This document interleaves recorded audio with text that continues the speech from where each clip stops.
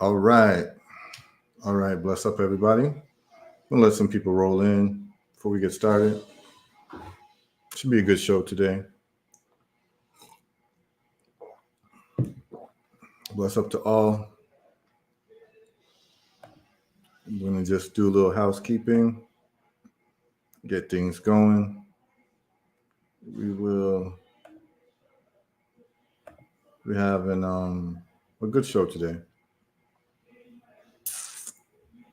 So we just let some people come on in and we will get started. Possibly what we do is we just start with some music, huh? Get some music going and get that music going. We're gonna get started. Um, Today we're gonna talk about some things that should be covered in the news, but typically it's not covered in the news. And we're gonna, of course, focus on Africa. Yesterday was a very lively conversation about intelligence. I think a lot of people got a lot out of it, and that is what we're looking to do every show. So let me just adjust the microphone and the camera. Bless up to everyone tuned in. You are live with Heru, and we are going to be chopping it up and talking about some important points of care. And let's do some housekeeping and tag where people can call in, because I know, I get texts during the day when the show's not going on, people asking questions and commenting on the show that they, attended maybe the day before. So let's see, call in here, put that in there, the call in link.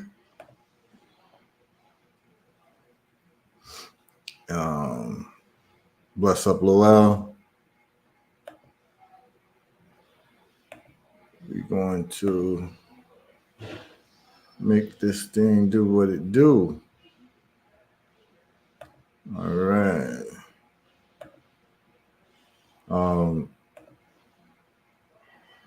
Just want to just big up the people who tune in regularly.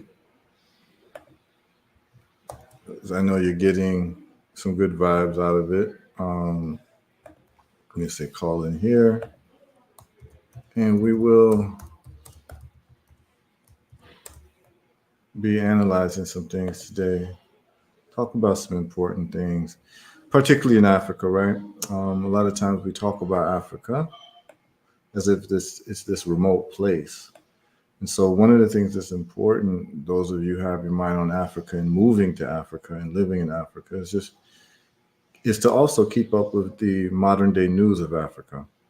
A lot of times we get into studying the history of Africa and we neglect the present, right? We go into the past, a lot of Africa, and study the kingdoms, the empires, and different queens, different kings, different pharaohs, what have you. But a lot of times we ignore the present day situations, the good and the bad, the good news, the bad news, what happened. It should be something that those of us who are interested in Africa are cognizant about and conversant about. You certainly should know the leaders of the countries that you would like to move to. You know, um,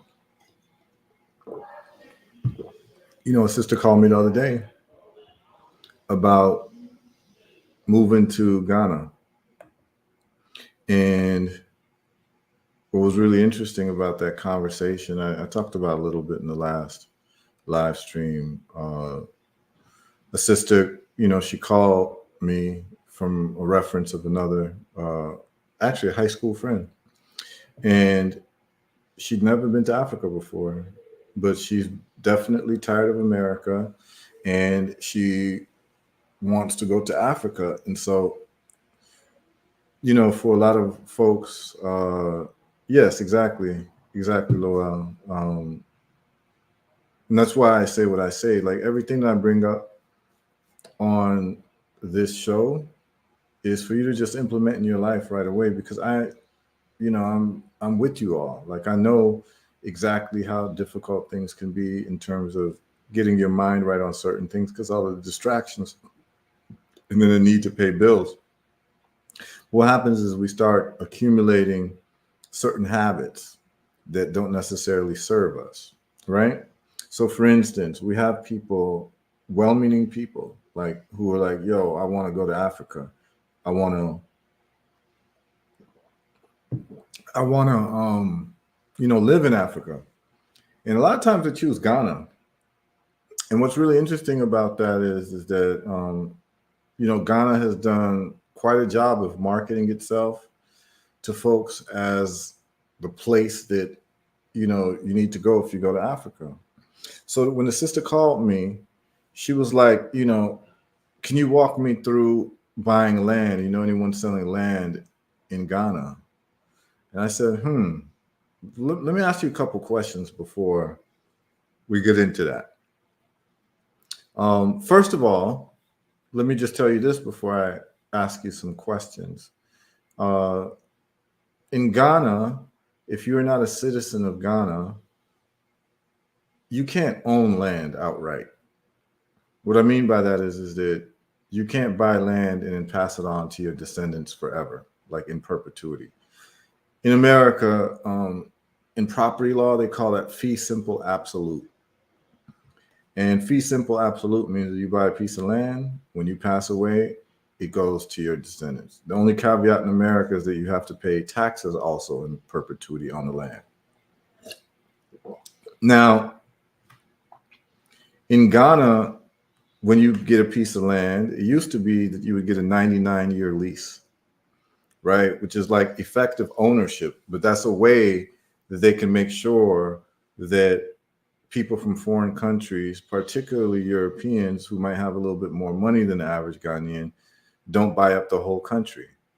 So we can understand why that law is passed, that only citizens can own hereditary land that can pass to your descendants, right?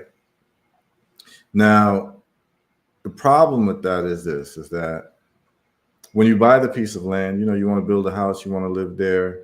99 years later, descendants of the owners of the land could probably, change their mind if they know about it. And then all the work you put into land, the families that you grow on the land, it creates a problem because the lease is up. Now, in Ghana, they saw that the 99-year lease for the people of Ghana was too long. So most leases now are 49 years. So if you buy a piece of land in Ghana, you're signing a contract for 49 years to have that piece of land before you have to renegotiate the contract. Many people don't like that, but a lot of people go to Ghana, they're old, they go on retirement and they're living on a pension, and they're like, well, that's better than nothing. I'll just build my house. I won't be alive in 49 years. And a lot of times they don't even have their family members, which are usually grown children, who are interested in moving to Africa, unless they have a special type of children who are keeping up the tradition of the family. And in America, that doesn't really happen that much, right? You may be a Pan-Africanist or someone who wants to move to Africa because of the wisdom of your years. You're like, I got to get out of here. But then your children, they want to still participate in hip hop culture and, be hip hoppers and deal with American slang. And when they go to Africa, they feel out of place. So they feel like America's their home. And so you don't even have anything to pass on to your children because your children aren't interested. This is a common story that happens amongst a lot of repatriates that come to Africa. So they'll take the 49-year lease and then that'll be it. So I had to explain it to the sister, like, were you aware of this? Did anyone tell you? She said, no, I didn't know that. And then I asked her a series of questions. I said, is Ghana the first African country that you've been to? And Blessed Love Kashaku. She says, I've never been to Africa. Ghana will be the first country that I'm going to. And I said, oh, that's interesting. How long are you going to be there? She said, a week. I said, listen, sis, I don't know you. You don't know me. But I'm just going to give it to you. And I'm going to talk to you like we know each other and that I'm your brother and you're my sister. Number one, you're not going to go to Ghana for 1 week and get a good deal in buying a piece of land. Why is that? You haven't seen enough of Ghana. You don't even know what neighborhood is good for you to live in. You haven't made the relationships necessary to determine where you want to live and what type of deal is a good deal, what's a bad deal. And I had to speak to her in her own terms. So imagine somebody who came from Africa and they came to Chicago the first time. They said they're going to buy a house in Chicago and only visit it for the first time. Or this is their first time to America, right? And they choose Chicago because Chicago has marketed itself as a place for African people to come to, right? And so you go to Chicago out of all the places in the United States, not knowing, bless up, bless up, bless up. I think that's Ebony, bless up, Ebony. You go to Chicago thinking that this is the perfect Africans to go to because Chicago has marketed itself that way. But you're in America for the first time. You're only going to be in Chicago for a week, and you want to go buy a piece of land in Chicago. How does that sound? And she said, that sounds ridiculous. I said, well, that's exactly what you're looking to do when you go to Ghana. First of all, your whole deal is you want to get out of America and you want to be in Africa. I would imagine the whole thing, right? She goes, absolutely. So you're choosing Ghana because it's the most popular African country in your mind, correct? She said, yeah, year of return and all. So yeah, well, there's over 50 other countries in Africa that you might want to check out that you might want to live in if you only spent some time there or visited there. It's like, imagine someone from Africa coming and choosing Chicago and not knowing about Miami, or Florida, where it's warm, it's more conducive to, who you are and what you grew up around. Or you might be an African who live in a coastal place. You might want to live like in a place that has a beach. You understand what I'm saying? So like Chicago's very limiting. And the thing is that the people of Chicago ain't told you about the winter time. You understand what I'm saying? So if you're going to move to Ghana, I asked her, has anyone told you about Hamatan? I've asked people this. They won't say Ghana. They say, no, what's Hamatan? Well, Hamatan is the time of the year when the winds from the Sahara blow, and there's sandstorms that are thousands of miles that cause Ghana to look like you're in a dust storm in the daytime. And this lasts for a few months. And a lot of people don't talk about that. And see, what I dislike is this. Here's what I dislike, y'all. I dislike people who don't give good directions. Like you're lost and you want and they don't tell you like the right directions. They'll tell you the second right when it's the third right. Right? I mean, these types of people, I think are actually a very ridiculous set of people.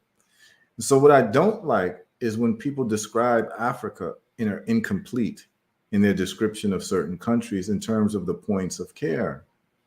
It's amazing to me, people who go to Africa come back and talk about Africa and they leave things out, good and bad. And this is one of my pet peeves, One of my pet peeves is people who don't teach well, right? People who know a topic, but they leave things out. They don't teach it well. So one of the things that you want to know if you're going to choose to live in certain parts of particularly West Africa is Hamatan. Hamatan, and we can show. I can show you videos of what it looks like in terms of Hamatan. Now, you'll be upset if someone never told you this, right? Um,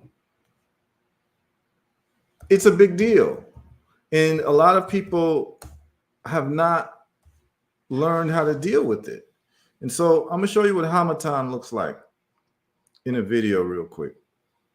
Like what, and this is in like all West Africa, pretty much, right? And what it looks like on the ground when you're just, it looks like a cloudy day, but the sun is out. And it's just, it looks like you're in fog, pretty much. And it lasts for weeks and weeks. It's basically a dust storm of the Sahara.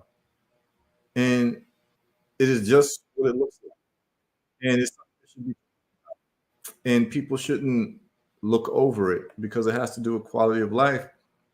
Whereas you can move to another African country and you wouldn't have Hamatan. Now, if Hamatan doesn't bother you, that's fine.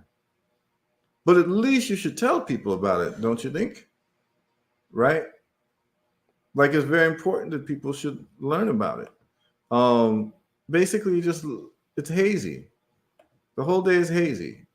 So I'll just share right here a picture of what the day looks like. Um, in Hamatan, yeah, people get colds during that time because it's like basically the air quality is not good. And this is a big problem with the Sahara, y'all. Um, it should be talked about.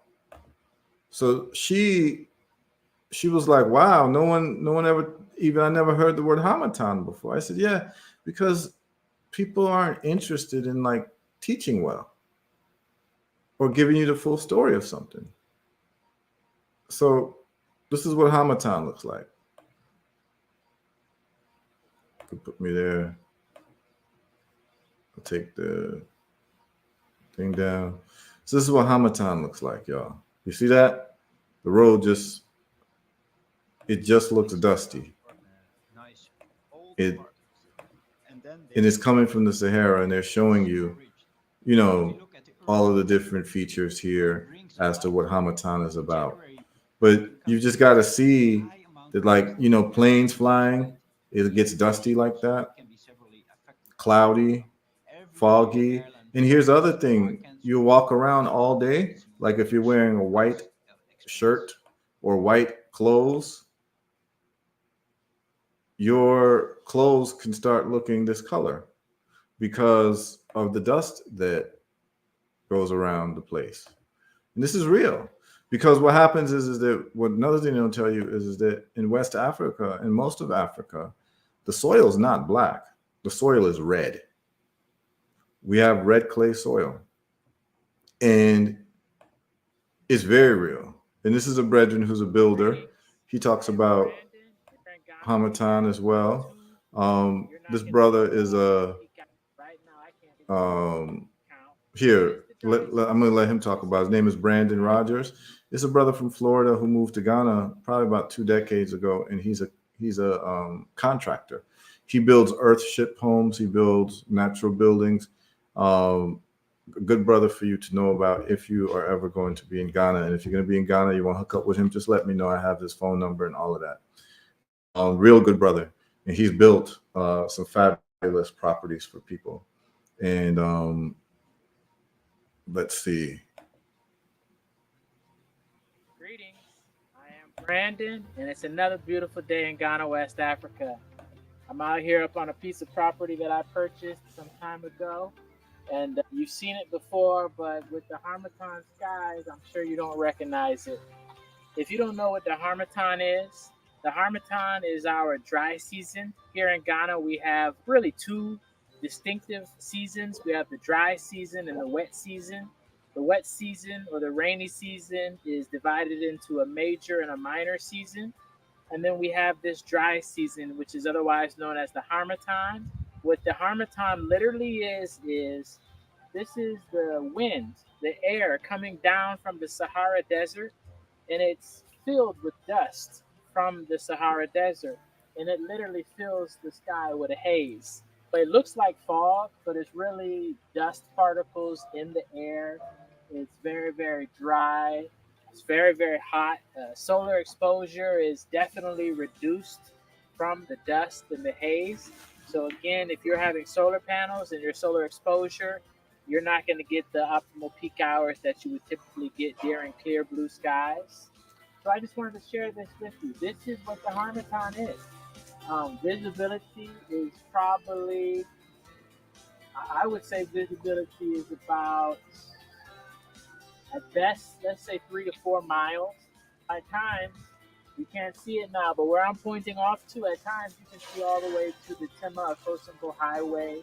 That's how significant you can really see on a clear blue skies days. But right now, I can't even see the next town, Agomeda.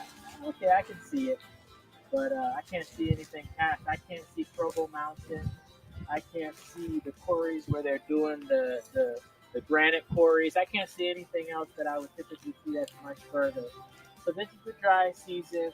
Clearly, unless you have irrigation, you're not going to be doing significant farming during this season.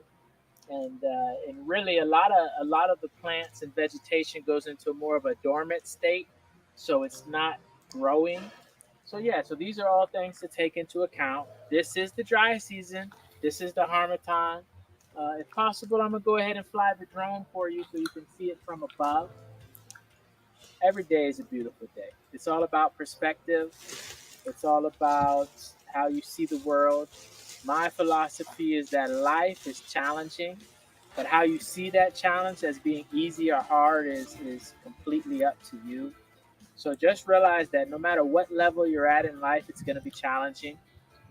There's situations where, the big man, the old guy, the chairman, he could reach in his pocket and solve all of your problems, but he also has a problem that makes him feel the same way that you feel. But there's nothing that he can reach in his pocket to solve his problem, and there may not even be anybody above him at that level that can reach in their pocket. So it's perspective. Understand that life is always going to be challenging, and how you see those challenges is up to you. Thank you, thank you, thank you. I hope you're enjoying my channel. I hope you're enjoying the added content that I've been doing. My brother asked, just show me. Flip your camera around and take pictures, take videos. Show me what you see because I don't have any idea of what it's like there. So that's what a lot of this is about, to expose you to what life is like here on the ground so that if you're deciding to visit or move here or just curious, you can click onto YouTube, subscribe, and watch all this amazing content. I am Brandon, and this is Echo Talk. Thank you, thank you, thank you. And to ask you all to subscribe to the brother's channel. Very great content, live and direct from Ghana without any filters. Okay, the brother's got 700 and something subscribers. Let's try to take it to 1,000.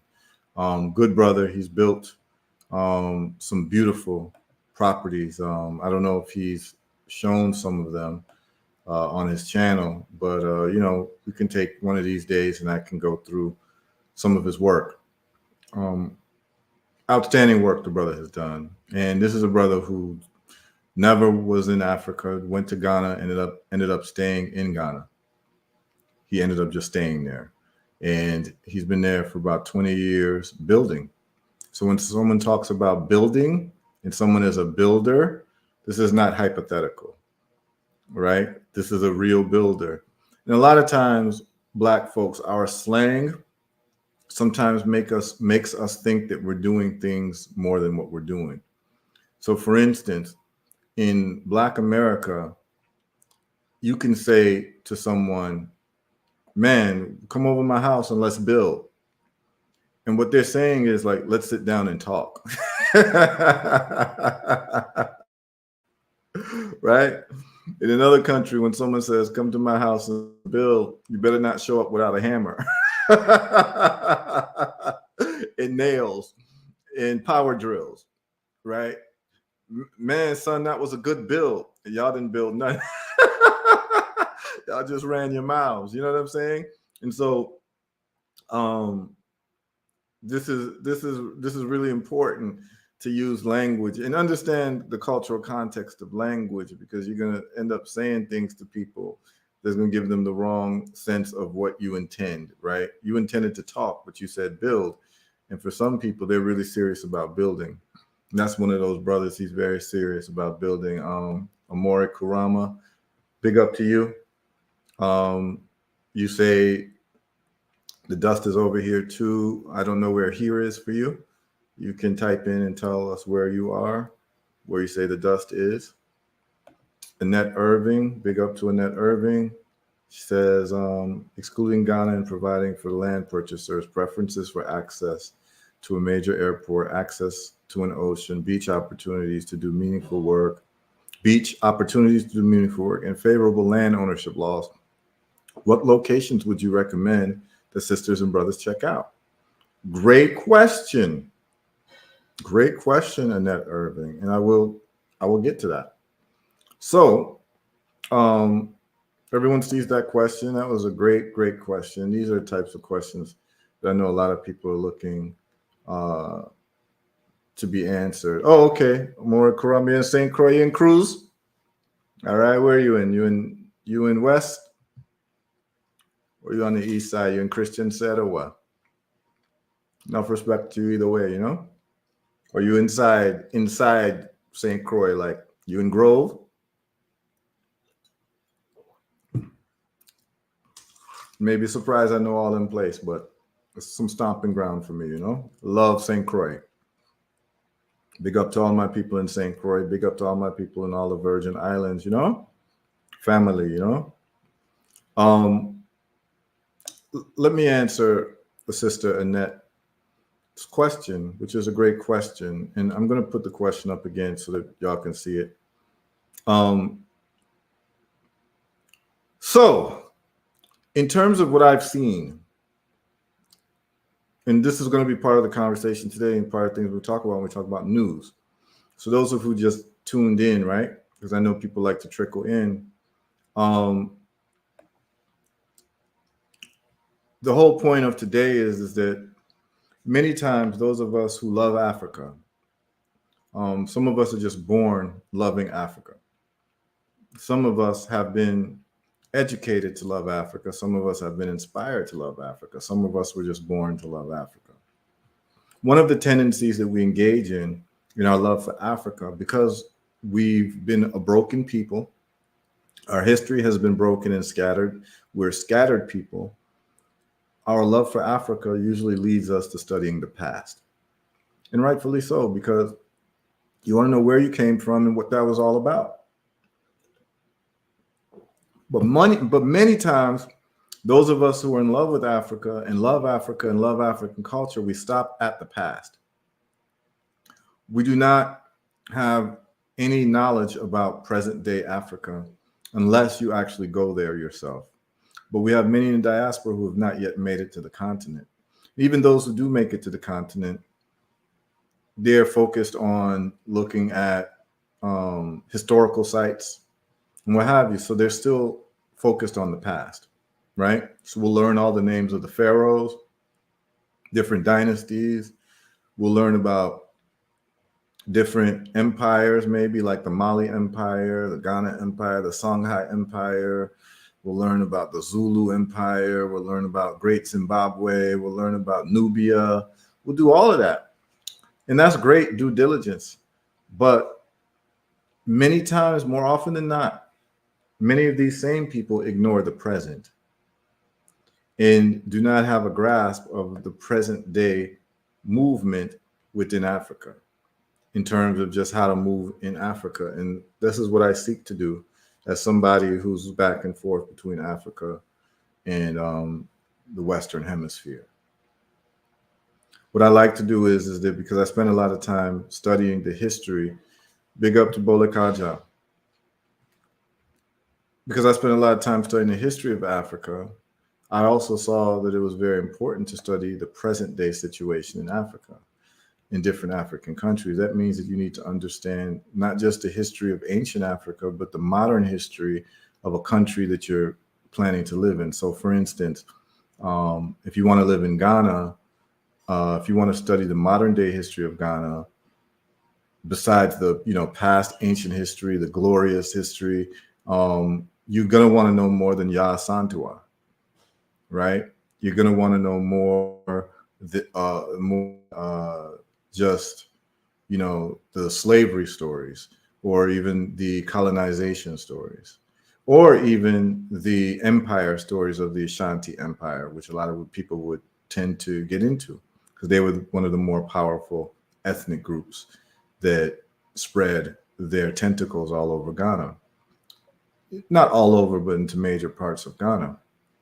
Well, what that does is that gives you a skewed sense of what Ghana really is and what Africa really is, because you would have spent a lot of time studying about the Ashantis, and you get there, you land in Accra, and you find out that the Ashantis are way north of Accra in Kumasi. And you didn't spend any time studying the Ga people of Accra. You didn't spend any time learning about the Akwapim people who live in the outskirts. You didn't learn anything about the Achim people, which is my father's group. You didn't learn anything about the Ewe people, who share a country also with Togo. You didn't learn that because you were focused on, kind of like what was popular to study. So it gives you a skewed sense of Ghana. And then you might not have taken time to learn about Kwame Nkrumah.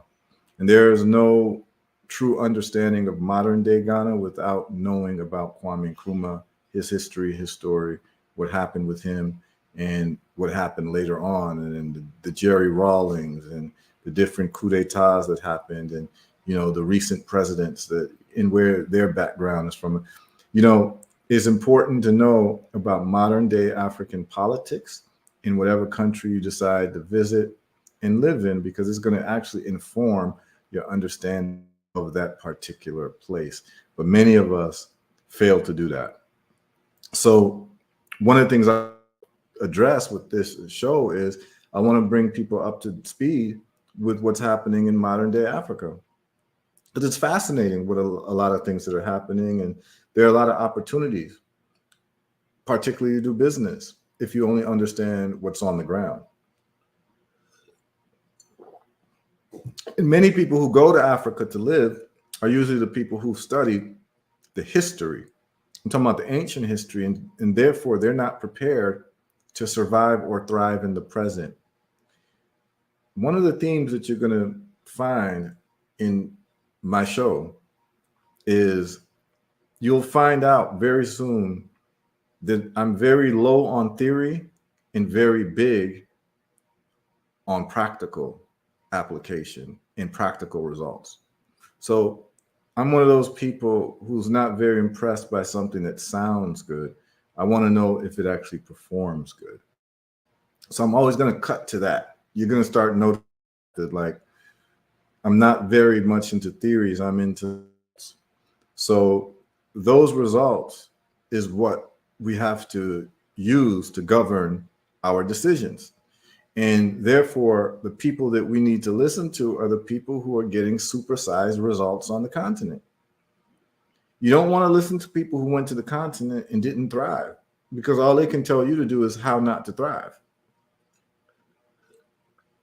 You want to locate people who've had success stories, like the brother Brandon, who I just showed you, that now you know who he is, that if you do go to Ghana and you want his number, I can give it to you. By the fact that you were watching the show, you can just text me in this chat and be like, Heru, I'm looking for a contractor to build a house for me in Ghana. Brandon is the first person I would recommend to you. He knows all the land laws. He knows all of the building codes. He can build for you in bamboo.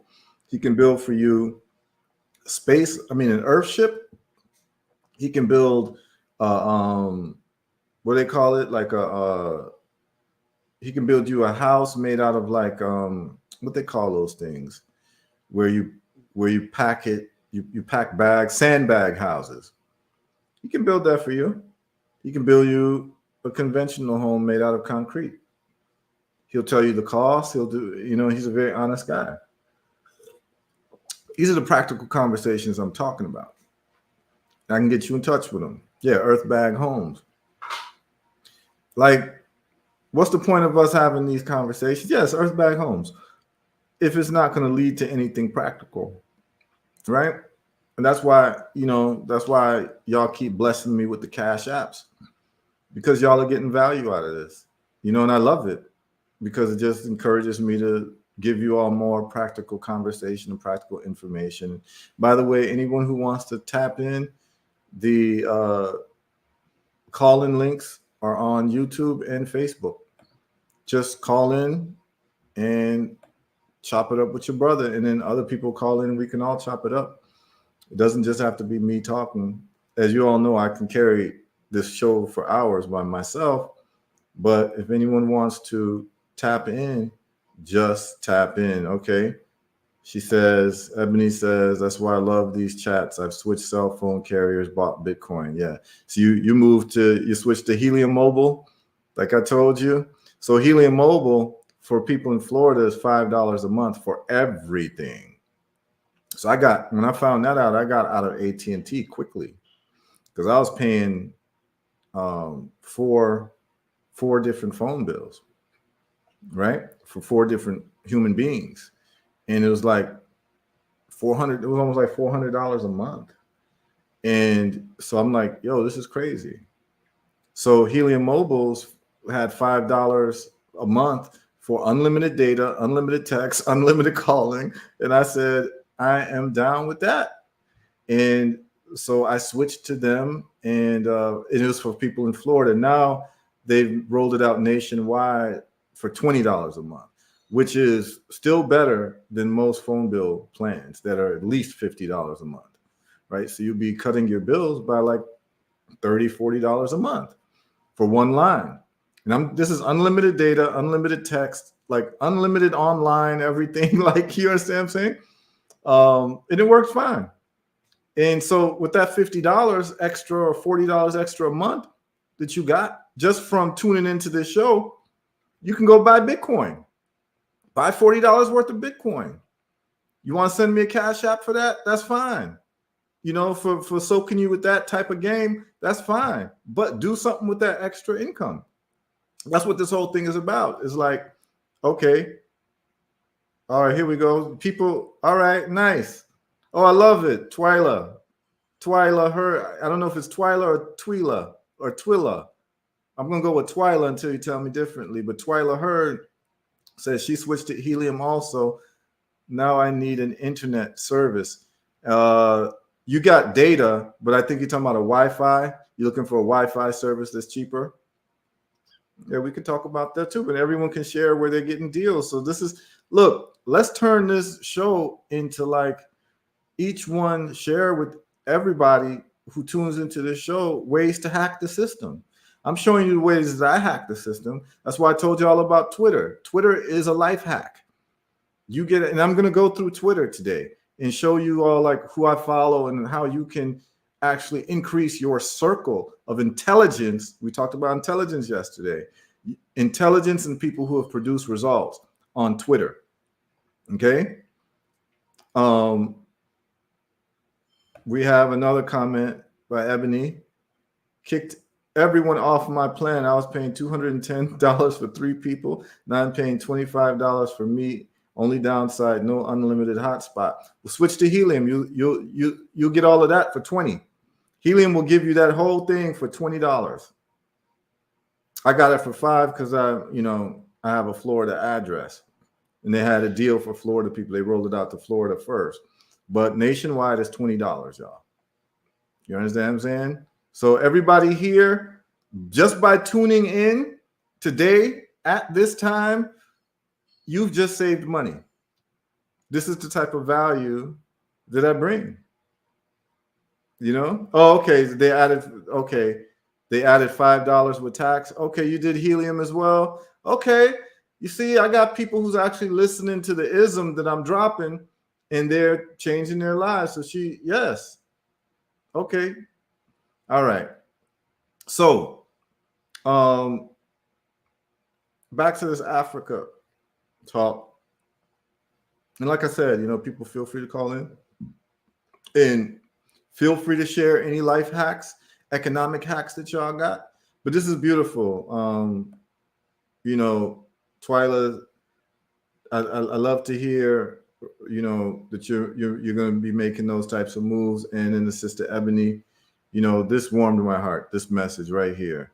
She said she switched and she bought Bitcoin. Exactly. Said all that money you paying, take that excess money and put it in something that's going to grow in a hyperbolic fashion. This is what this is all about, man. I just feel like this message here lets me know I did my job. This makes me extremely happy because we're throwing away money and we're leaving investment money off the table when we have these bills that we're paying exorbitant amounts for that's completely unnecessary. Okay. All right.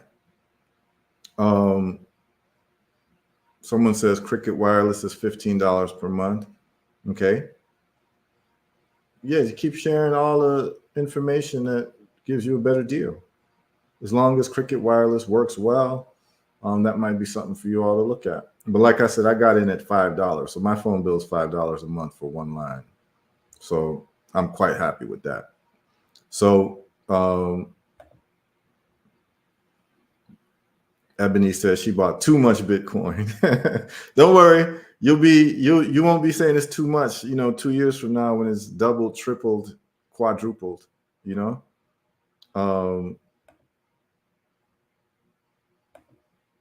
yep. Okay. All right. So when we want to talk about Africa, there's some things I'd like to share with y'all. So the first thing you want to do is you want to know what's going on our beloved continent. So one of the things that you want to do is let's look at, remember I talk about science and engineering and all of that just to prepare your mind and prepare yourself for Africa and the excitement and to get in tune with what's happening on the continent. In your social media and what you watch, you should subscribe to certain channels. So this is what comes in your feeds, right? You have to curate your life's experience. And so because people spend so much time online, one of the things that you've got to do, if you have Facebook, you've got to make sure that your feed is filled with people who are going to make your life better or increase your intelligence. Because every time we scroll, we're getting stimulus. And if it's about celebrities or stupid things, then that's what you end up focusing on, which gives you no return on investment. So it's really about curating everything that runs across your phone. So that's number one. So one of the things that I want to show you all is some of the top infrastructure projects that are happening in Africa. You know what I'm saying? So big up to Kai Wilson. She says, Kai Wilson, the powerful Kai Wilson says, I'm into that. Clean up your timeline. That's real talk. You get people drag, if you don't have the right curation of your timelines, you get people dragging you into conversations that you never thought you'd be in. Trust me. Um, so let's look at some of the top 10 projects in Africa right now, and let's talk about it in terms of what's happening on our beloved continent, man. Like things are happening and we're not aware because we're just not aware. We haven't curated our timelines. We haven't curated our subscription list on YouTube. We haven't curated our friends. And this is very important for people. The type of people who would watch this type of show consistently are people who are looking for better results in their life that fit who they are. That's why you're tuned in. And that's why you all repeatedly tune in, because you know that you're going to get some new type of information that you normally wouldn't get.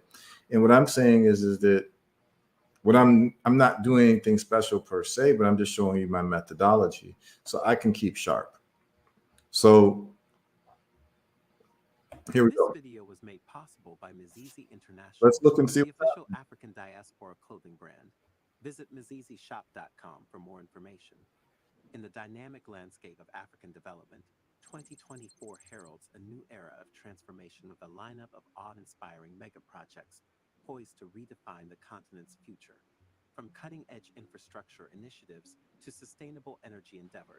These projects collectively embody the spirit of progress and innovation, showcasing Africa's determination to carve a path towards economic prosperity and societal advancement.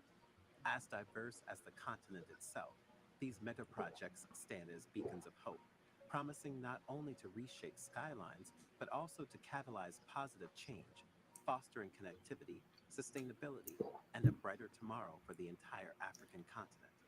With that said, here are 15 of the most impressive mega projects in Africa that are poised to reshape the continent's future in 2024. Before we dive into our topic today, if you haven't already, please consider subscribing to our channels and ringing the bell to be notified about all our exciting future That's a videos. new Africa channel, y'all. Everyone should look at 15. that and subscribe. MSGBC 225 kilowatt regional interconnection line, Senegal, the Gambia, Guinea-Bissau, and Guinea-Conakry, weaving a 1,677-kilometer tapestry of electrical connectivity across West Africa. The recently commissioned MSGBC 225 kilowatt regional interconnection line stands as a beacon of regional cooperation and energy resilience. Born from the Gambia River Basin Development Project, this ambitious 225 kilowatt artery stretches across Senegal, the Gambia, Guinea-Bissau, and Guinea-Conakry, linking their national grids and paving the way for a brighter, more interconnected future. The project's driving force is collaboration. National utilities like Gambia's National Water and Electric Company, Guinea's Electricity of Guinea, Guinea-Bissau's Electricity and Water, and Senegal's Senelec have joined hands to create a framework for shared power. This network promises to bring Guinea-Conakry and Guinea-Bissau online soon, extending the energy exchange to a total of 14 countries in the region. Okay. But the story doesn't end with cables and Okay. I love this so much. You see, this is why you got to keep in tune with not just the past, but the present. A lot of us, our dream is a united Africa. And a united Africa is not like because we have this pie in the sky. It's for practical reasons. Is that if you're going to compete with a billion person population, billion plus like China or India or the EU, in a country like America that has 300 or 400 million people in it, you can't exist as a small country. And so the reason why Africa has to, as they say, unite and centralize, organize and centralize, is that that puts us in a position to truly compete.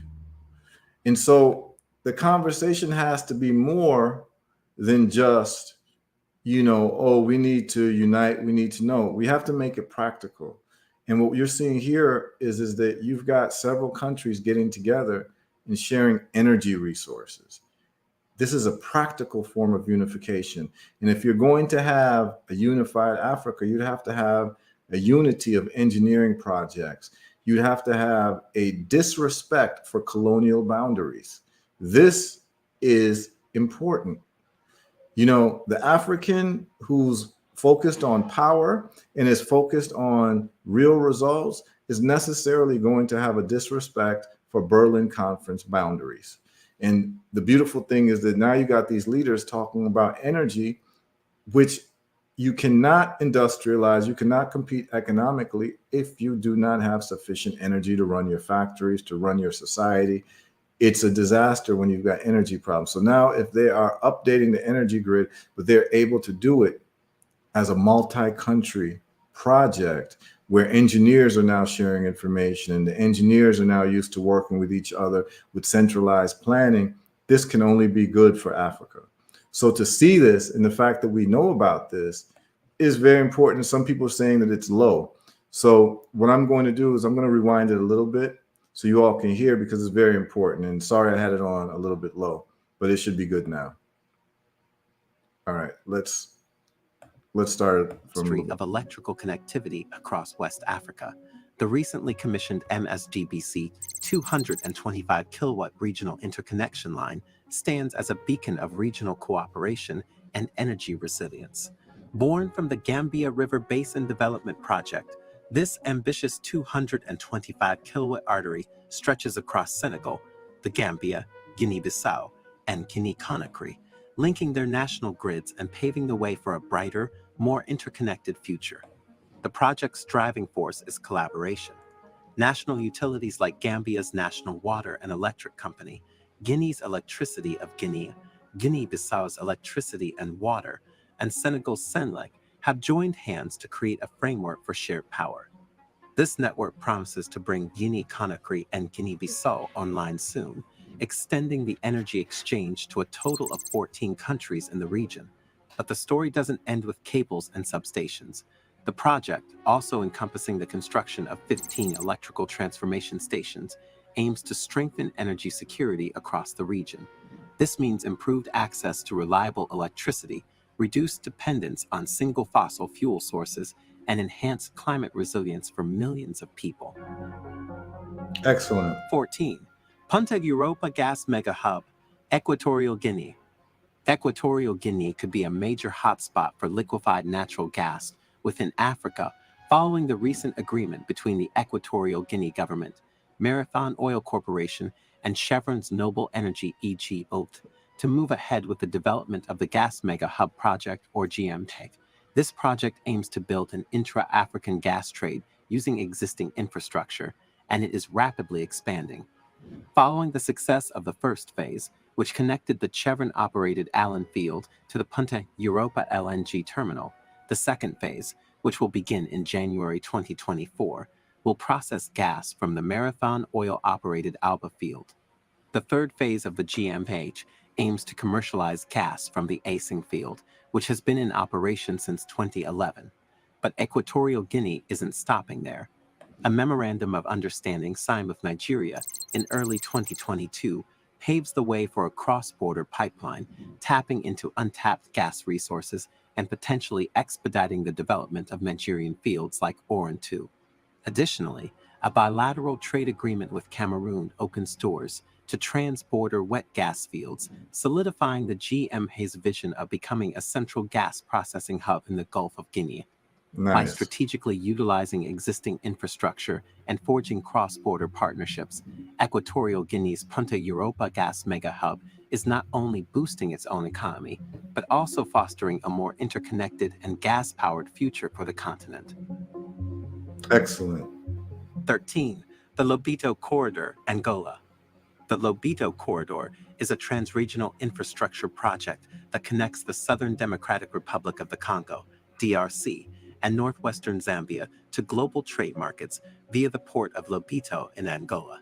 In addition to these three countries, the project has received support from the African Development Bank, the Africa Finance Corporation, the United States, and the European Union, with the goal of de-risking, mobilizing financing, and successfully implementing the initiative. The project aims to alleviate logistical and infrastructure challenges associated with the mining sector in southern Africa. Lobito Atlantic Railway recently allocated $455 million for the acquisition of 1,555 wagons and 35 locomotives in Angola, as well as workforce training as part of the concession. An additional $100 million will be invested in the DRC, and future investments in Zambia are still possible. The project is noteworthy because it has the potential to streamline exports and boost the economies of Angola, the Democratic Republic of the Congo, and Zambia, as well as signaling growing Western interest in Africa's mineral reserves. 12. Kanza Technological City, Kenya. Kanza Technology City is a vision for a sustainable city 60 kilometers outside of Nairobi that aims to help Kenya achieve its Vision 2030 goals of pushing economic growth in the tech and communications sectors and becoming a middle-income country. Dubbed "Where Africa's Silicon Savannah Begins," the technological city is born from the desire to nurture Kenya's burgeoning tech scene and position the country as Africa's leading high-tech hub. The new tech hub in Kenya will be built 64 kilometers south of Nairobi, on the way to the port city of Mombasa, on 5,000 acres of land spanning 3 counties, namely Machakos, Makueni, and Kajiado, within a 10-kilometer buffer zone. It is So Mombasa, for one of the sisters who asked, Mombasa is actually it's a beach city in Kenya. So this is going to be close to Mombasa, close to the beach. Estimated to cost 1.2 trillion Kenyan shillings, or approximately $14.5 billion, but only $800 million has been raised in funding so far. Kanza Technological City will be made possible by 6 design teams led by HR&A Advisors, Incorporated of New York City. According to the Kansas City information website, the project intends to attract industries such as business process outsourcing, software development, data centers, disaster recovery centers, call centers, and light assembly manufacturing. There are also Beautiful. plans to construct a university campus focused on research and technology, as well as hotels, residential areas, schools, hospitals, a science park, a convention center, and shopping malls. If it succeeds, Kanza could become a model for future African cities, where technology and green living intertwine to drive prosperity. 11. Lagos Kano Standard Gauge Railway, Nigeria. The Lagos-Kano Standard Gauge Railway is a 1,343-kilometer-long standard gauge railway in Nigeria that is currently under construction. Once completed, the railway will connect Lagos, a port city on the Atlantic Ocean, to Kano, near the border with Niger, via the national capital of Abuja. The railway replaces the Cape Gauge Western Line, which was built by the British between 1896 and 1927, and has a lower design capacity and is in poor condition. This titan of infrastructure is built in stages, each section unlocking new possibilities. The Abuja-Kaduna stretch, completed in 2016, whisks passengers past scenic vistas and into a future of efficient travel. Lagos to Ibadan, operational since June 2021, brings the port city's energy closer to the hinterland, pulsating with the promise of trade and prosperity. The final phase, bridging Ibadan to Kano, is due by 2025, completing the epic journey and knitting Nigeria closer together. But this behemoth comes with a hefty price tag, a cool $11.2 billion, a testament to the scale and audacity of the vision. China Exim Bank and the Nigerian government joined forces to shoulder this burden, while private investors lent their support to specific sections. The timeline reflects this complexity, with each stage a meticulously executed chapter in an ongoing saga. Yet the potential rewards are equally colossal. The Lagos-Kano Railway promises to be a catalyst for economic transformation. Imagine cargo flowing seamlessly from port to hinterland, factories humming with newfound efficiency, and passengers zipping between vibrant cities. Tourism flourishes, industries blossom, and a web of connections strengthen the nation's economic fabric. 10. Dangote Refinery, Nigeria. For decades, Nigeria, despite its vast oil reserves, has stumbled on the paradox of fuel shortages and crippled refineries. But a revolution is brewing amidst the plains of Lekki, Lagos. On the horizon, rising like a colossal testament to ambition, stands the Dangote Refinery, Africa's behemoth of fuel production. Sprawling across 2,635 hectares, this titan dwarfs all competitors, boasting a colossal capacity to process 650,000 barrels of crude oil daily. In December 2023, it received its first lifeblood, and soon its engines will roar to life, unleashing a wave of change that has the potential to reverberate through both Nigeria and Africa. With each refined barrel, Nigeria steps closer to energy independence. Fuel shortages will become a relic of the past, replaced by a steady flow of gasoline, diesel, and other petroleum products. Power cuts, the bane of millions, will fade into the shadows, replaced by the hum of industry powered by a reliable fuel supply. The economic repercussions will be seismic: factories operating at full capacity, transportation costs plummeting, and a surge in foreign investment drawn to a nation no longer crippled by energy insecurity. But the impact of the Dangote refinery transcends national borders. The $19 billion facility, which is said to be Africa's largest oil refinery and the world's largest single-train facility, has the potential to become a regional powerhouse, supplying refined products to neighboring countries. fostering intracontinental trade and weaning the continent off its dependence on imported fuel. The domino effect could be transformative, igniting economies, bolstering regional energy security, and laying the groundwork for a more interconnected and prosperous Africa. 9. The new port terminal at Walvis Bay, Namibia. In 2019, Namibia inaugurated a Chinese-built port terminal that more than doubled the port's capacity for container units, slashing waiting times for ships and streamlining cargo handling. The 40-hectare platform, reclaimed from the sea at Walvis Bay, some 400 kilometers west of Windhoek, is a space larger than 50 football fields, or roughly twice the size of Monaco. It was built by the state-owned China Harbor Engineering Company with funds from the Namibian government and the African Development Bank, with the cost of installation hovering around $300 million. Its benefits are Y'all are seeing a running thread that the Chinese are involved in a lot of these projects, and they're providing the engineering and the technical support for these projects. It's a problem, and it's something that we have to solve, and it gets solved with more African engineers. Um, this is what I always refer to as capacity development and what is really necessary for Africa to be competitive and for Africa to actually be able to control its own destiny. It's great that we're having these projects. I love that we're having these projects, but we need to have more African engineers. And this is the point that I'm making, that if you're really focused on power as a people, you're going to be focused on engineering. And we see that all of these projects are being built with civil engineers, mechanical engineers, electrical engineers, all these. That's where the rubber meets the road. So it's not enough to have these projects, but we're looking for the second or third generations of the iterations of these projects to be done strictly by African engineers, our children, our grandchildren. Everyone's talking about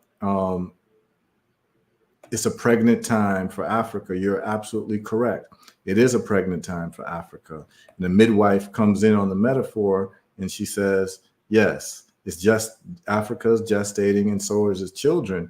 So what's going to happen is that our children, our grandchildren are going to be the ones who are going to build on these projects and make them even better. It has to be done with African engineers. But where we're at right now in terms of what's happening in Africa, and you see the development, this is nothing but inspiring. Nothing but inspiring. And as Bola Kauja is saying, exciting news. So much is happening, And big up, Dr. Denard has joined us. Big up the great and powerful Dr. Denard. Let's get back to it, y'all. I love showing these types of things because many times we talk about our problems. And I'm the type of person that I like to give a balanced approach. I'll talk about the good, I'll talk about the bad, and I'll talk about the ugly. But we don't spend enough time talking about the good to get our people excited, to understand that when you wake up the next day, you're supposed to be excited, looking forward to what the possibilities of the day are. And when you're in Africa and you understand this and you're an entrepreneur, you understand that the sky is the limit. And you're literally in the continent of opportunity because Africa is under construction. Okay, let's continue. multifold. Namibia's trade volume is expected to surge, attracting foreign investment and stimulating local industries. Faster turnaround times for ships will make Walvis Bay a more attractive port, boosting revenue and creating new jobs in logistics and related sectors. This ripple effect is projected to enhance Namibia's competitiveness in the region, potentially making it a key trade hub for Southern Africa by 2024. The expanded port will also act as a catalyst for infrastructure development, with improved roads and railways needed to handle the increased cargo flow. This, in turn, will unlock further economic potential and contribute to overall national growth. 8. High-speed rail system, Egypt. On 28 May 2022, Siemens Mobility and its partners Orascom Construction and the Arab contractors signed a contract with the Egyptian Ministry of Transport of Egypt to create the country's high-speed rail system. The Egyptian high-speed rail network will be developed as a state-of-the-art integrated rail system with a high-speed, fully electrified main and freight rail line. The system will reduce the primary energy consumption while decreasing carbon emissions by 70% compared to car and bus transportation. The new railway network will also allow trains to operate at a maximum speed of 250 kilometers per hour and is a manifestation of Egypt's plans to invest in a reliable high-speed rail network to transform public transportation in the country. Spanning 2,000 kilometers and stitching together 60 cities, this $8.7 billion behemoth, entrusted to Siemens Mobility, is more than just tracks and trains. It's a promise of slashed travel times, Cairo to Alexandria in a breezy 45 minutes, and a logistical artery pumping life into tourism, trade, and regional development. Imagine Egypt's ancient wonders and bustling metropolises brought closer, spurring tourism and unlocking economic potential in hitherto isolated regions. But the impact transcends national borders. This north-south juggernaut, with potential extensions into neighboring countries, has the power to become a continental backbone, fostering regional integration and trade with its swift passenger and freight movement. 7. Google Equiano, Africa. Google Equiano, a groundbreaking subsea internet cable project, has emerged as a transformative force for connectivity in Africa. Conceived to address the burgeoning demand for high-speed internet, the 15,000-kilometer cable is designed to deliver high-speed broadband along Africa's west coast, beginning in Portugal and eventually ending in South Africa, with branches to Nigeria, Togo, the islands of Salina and Namibia. Its capacity, 144 terabits per second, is 20 times that of the previous cable serving the region and more than five-fold internet speeds in some countries. The venture, estimated to cost around $1 billion, underscores Google's commitment to bridging the digital divide in Africa. Funded by Google and various partners, Equiano promises to significantly enhance internet speeds, potentially quintupling them in certain regions and simultaneously lowering data costs. With installation underway and completion anticipated by 2024, Equiano stands poised to revolutionize digital connectivity across the continent. Google is very smart because Google looked at demographics. And what they learned is that Africa is the youngest continent, is the continent with the youngest population. And with that young population, you've got uh, a new level of consumers who are going to be on the internet for their daily lives. And so what Google has done is they've beat other companies to the punch by laying down infrastructure to provide faster internet to the continent with the youngest people. So Google is very smart in the plans that they've made. And as you see, these things don't get done with talking, marching. It requires men with boots in water, on sand, with wires, with cable, with electricity, electrical engineers. This is what it's all about in terms of transforming a continent. And so as it was done in America, as it was done in China, it will have to be done in Africa, but it has to be done under African tutelage. And we can't allow other people to have all the fun, particularly on our continent. You understand? So we have to know what's going on so we can understand what the opportunities are for us. But we're not going to know what the opportunities are if we're always focused on white folks and what white folks are doing and what other people are doing, what we aren't doing. Well, there's a lot of action happening on the continent, y'all. A lot of action. You just got to get in where you fit in. And so this is showing you that the continent is literally ripe for opportunities for you to go in, come in with your own team and start getting busy. Like it really is like that on the continent. And the governments, as I've told you, I've spoken with many governmental officials in different countries, from Gambia to Ghana to Rwanda, and they've all said the same thing.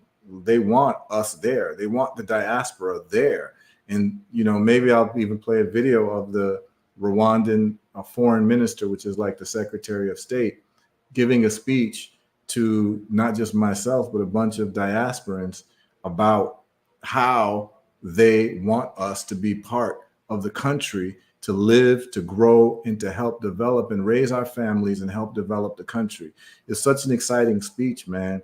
And it's like, I'll never forget that speech. And that's why I consider that place like a second home out of all the countries, because the foreign minister took time to meet us, found out that there was a huge number of Black folks from different parts of the world in Rwanda who were just like in love with the country. And so he said, let's get together. And he met us in a government building, and he talked to us, and he was talking to me. He was talking to everybody that was there. My wife was there. Everybody was there. And he was speaking to me the way I like to be spoken to. You understand what I'm saying? He was talking. And maybe today I'll play the video, tomorrow I'll play the video, and we do something a little special on Rwanda, because that's what I know intimately.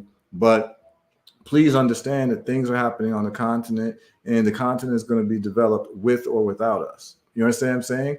And we cannot allow it to be developed without us. And when I mean us, I'm talking about the global population of us. And I'm not talking about all of us. I'm talking about the ones who care, the ones who are not allergic to the idea of Africa and living in Africa and raising families in Africa and, playing music in Africa and cooking food in Africa and dancing in Africa and partying in Africa and sleeping in Africa and waking up in Africa and going to the beach in Africa.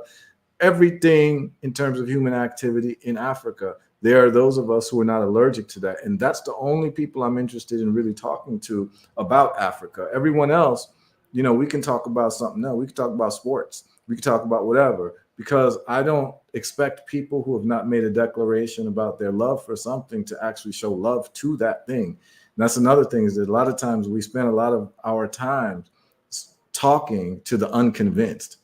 And it is not our job to convince the unconvinced. It is our job to just build, and then the unconvinced will come, right? So, I would implore the people tuning in, don't spend any time trying to convince nobody about Africa. Keep it to yourself. Go and develop. And trust me, they're going to start asking you questions, seeing how you live in your lifestyle. And all of a sudden now, they're going to want to come to Africa and fall in love with Africa. And I'm going to tell you this right now. Most of the, let's just call them Black Americans, most of the Black Americans I've met in Africa are not like card-carrying Pan-Africanists who are wearing like red, black, and green shirts and Marcus Garvey this and this. They're not. Most of the folks who relocated to Africa who are Black Americans, they just decided to come to Africa on some, I just want to visit and travel. And they end up on the continent and they're like, wait, I like it here. And those are the ones who end up living there more than even the RBG folks. You know what I'm saying? And it's like, they don't know anything. I've met them. They don't know anything about Marcus Garvey. They don't know anything about, like, they're not political people. They just saw a place with people who look like them that's functioning. It's like, yo, this is better than America. So I'd rather just live here. And you meet them all over the place. I promise you. I promise you, you'll meet people who've been living in Africa, who are from Alabama, from California. These are Black folks who are living in Rwanda, Kenya, Tanzania, Ghana. And you talk to them, they're not politically or historically astute. They just came to Africa because they wanted to travel, and it just turned out that Africa spoke to them.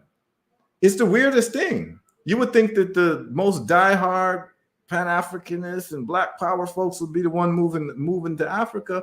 And you'll see that that's not the case. It's actually average, everyday Black folks who just decided to book a plane ticket, come to Africa, and they just liked it and they stayed. It's really almost that simple. It's quite amazing, most of these stories. Like, these people are not, and they'll ask you, like, oh, like, who's Marcus Garvey? It's like, you're actually fulfilling the vision of Marcus Garvey, and you don't even know who he is.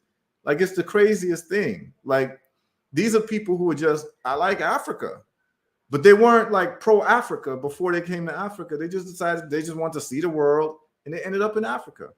And they're there and they're living there and they're thriving and they're just chilling. A lot of them, they receive pensions or whatever. But we met these people almost every other day. You run into the grocery store, you'll see them, they'll see you, they hear you talking, and say, oh, you from America? They start talking, and you know what I'm saying? And you get to know them, and they are not politically astute people. They're just like, so we got a question. How are those who relocated earning a living? So it depends on the age. The age usually will dictate. Most of the people who are over, let's just say 60, who have relocated to Africa, they usually are living off of a pension. And so they get a set income every month, and they're wise. So what they figured out is that their retirement money from their pension stretches further in Kigali, Rwanda, than it does in Brooklyn, New York, or Manhattan, New York. So what they did was they just basically, they're in a lot of ways, they're dealing with currency arbitrage because they're getting paid in US dollars, which stretches in Africa. So they can live better off that limited income than they can live off of that limited income better in Africa than they can in America. So for them, it makes all the financial sense in the world for them to live in Africa on a pure financial level, without like even being like this, RBG person or this, you know what I'm saying? They're just like, I came here because I live better here than I live in the States. And it's a fact. And I can show you, later I can show you a breakdown. If you're making a steady income of $2,000 a month that you've got in terms of American dollars from online business or whatever, you can live good in most African countries. And what I mean by good, I'm talking about good. You can live a nice, like middle-class life in Africa off of $2,000 a month. In terms of your rent, even renting a car, like if we did a monthly budget, you still will have money left over. And especially if you were like single, even if you come with a family, you can live off of like a family of 4. You could live off of $2,000 a month in many African countries, like very well. And like your refrigerator will be full. You understand what I'm saying? Like it's different. So that's why these people on fixed incomes are moving to Africa. They're like, yo, I get more for my money here. Everything's cheaper. Why would I spend more to live in America in a country that don't even like me? You understand what I'm saying? So this is real. You know what I'm saying? There's some answers. So a lot of them are online teachers. And remember, with the advent of COVID, y'all, a lot of people are allowed to work remotely. So there's a sister that we met when I was in Kigali. She had a job in like North Carolina, but she left North Carolina to basically live in Africa. And she was getting paid in US dollars, and she was just working remotely. They didn't care where she was per se. And sometimes they don't even know where you are. As long as you turn in the work, her day was different because Kigali's about 7 hours ahead of New York, which is the East Coast. So North Carolina is included. So like by the time her day was done, she could spend the day chilling, doing whatever. Her work day started around, so if it's like 9 a.m. where you're supposed to work and you're 7 hours ahead, her day started like 4 p.m. So she'd work from like 4 to 11 p.m. And at 11, she's done with work. She's chilling, whatever, in the evening, goes to sleep. She'll wake up and she's got the whole day free until 4 o'clock. And that's the type of life that she was living. Like, if you have an online job, that's your opportunity to move to Africa and get paid in US dollars and live well. And what I mean by live well, I'm talking about like a 4-bedroom house on the beach with a pool. Like, you understand what I'm saying? Like on the beach with a pool. You understand? I mean, I can show you houses in Tanzania on the beach, mansions, and it's like $400 a month.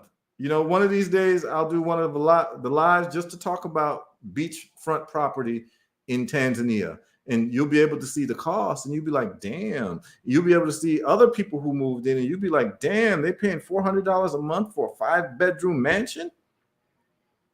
This is real talk. Maybe not enough people are having this conversation. But this is what I'm saying is like when we this is what I'm saying is like when we're talking about Africa, it's not just an emotional thing. It's actually that is actually a financial decision. You understand what I'm saying? Like if you care about saving money, you might want to live in Africa. If you've got money coming in from a business in America, or you work online, or you're able to work remotely, why would you stay in America and pay more? Like why?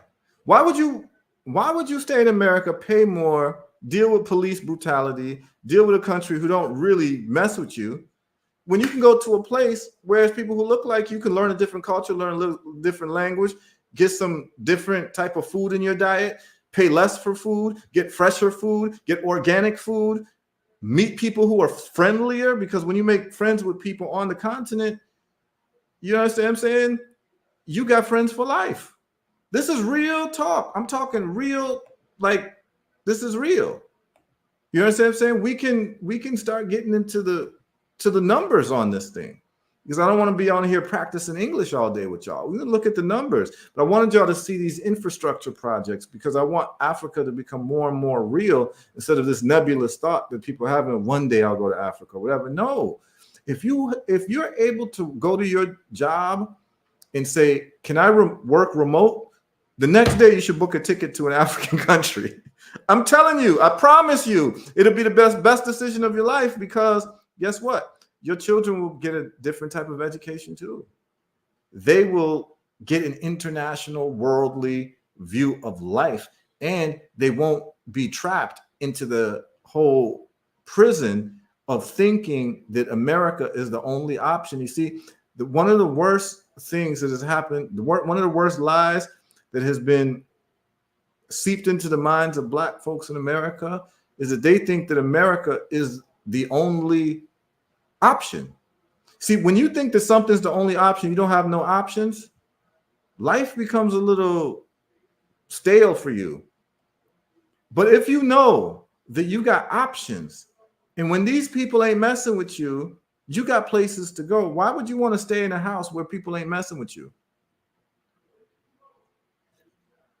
Because you think that house is rich and powerful, but that house, the people who's running the house ain't messing with you.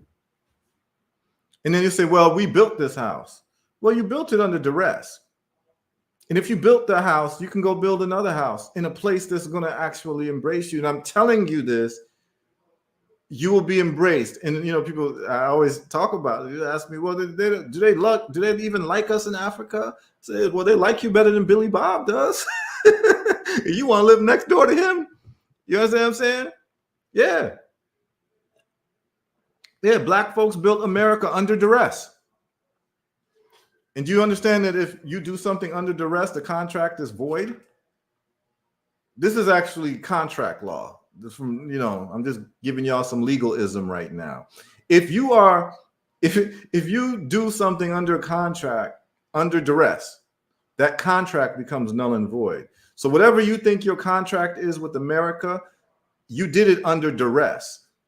It's null and void. You owe America nothing. And if you feel like America owes you, let them wire you the money in Africa. You understand what I'm saying? Let them wire you the money in Africa while you're building factories and building a legacy for your people. And your family can become the next Carnegies and the next DuPonts and the next Rockefellers, because those are the people who built a country that we're living in, and people are living in right now. That's supposed to be a great country. So what happens if you are part of the foundational families that help make Africa a technological power and an industrial power, because we've got the raw materials there? Don't you want that? Isn't that something you would want, or at least try? Didn't the great Negro philosopher 50 Cent say, "Get rich or die trying"?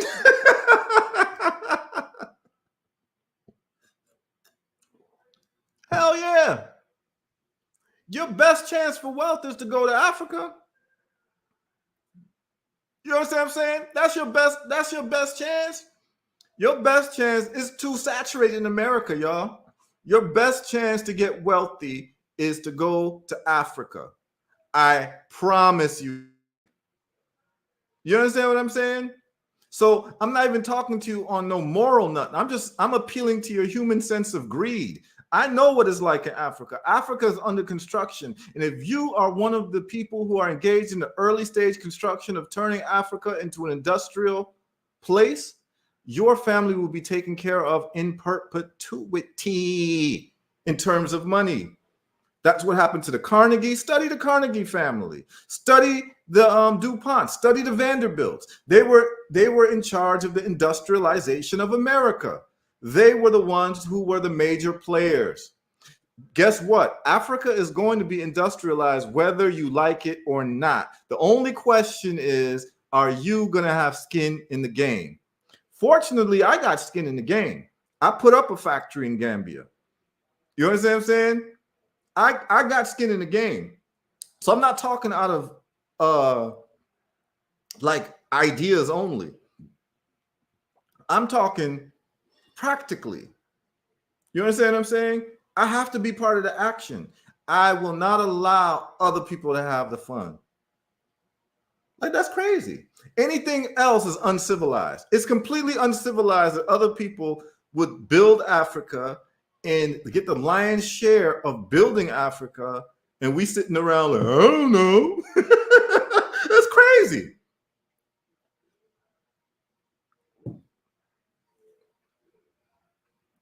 Let's get to some of these projects.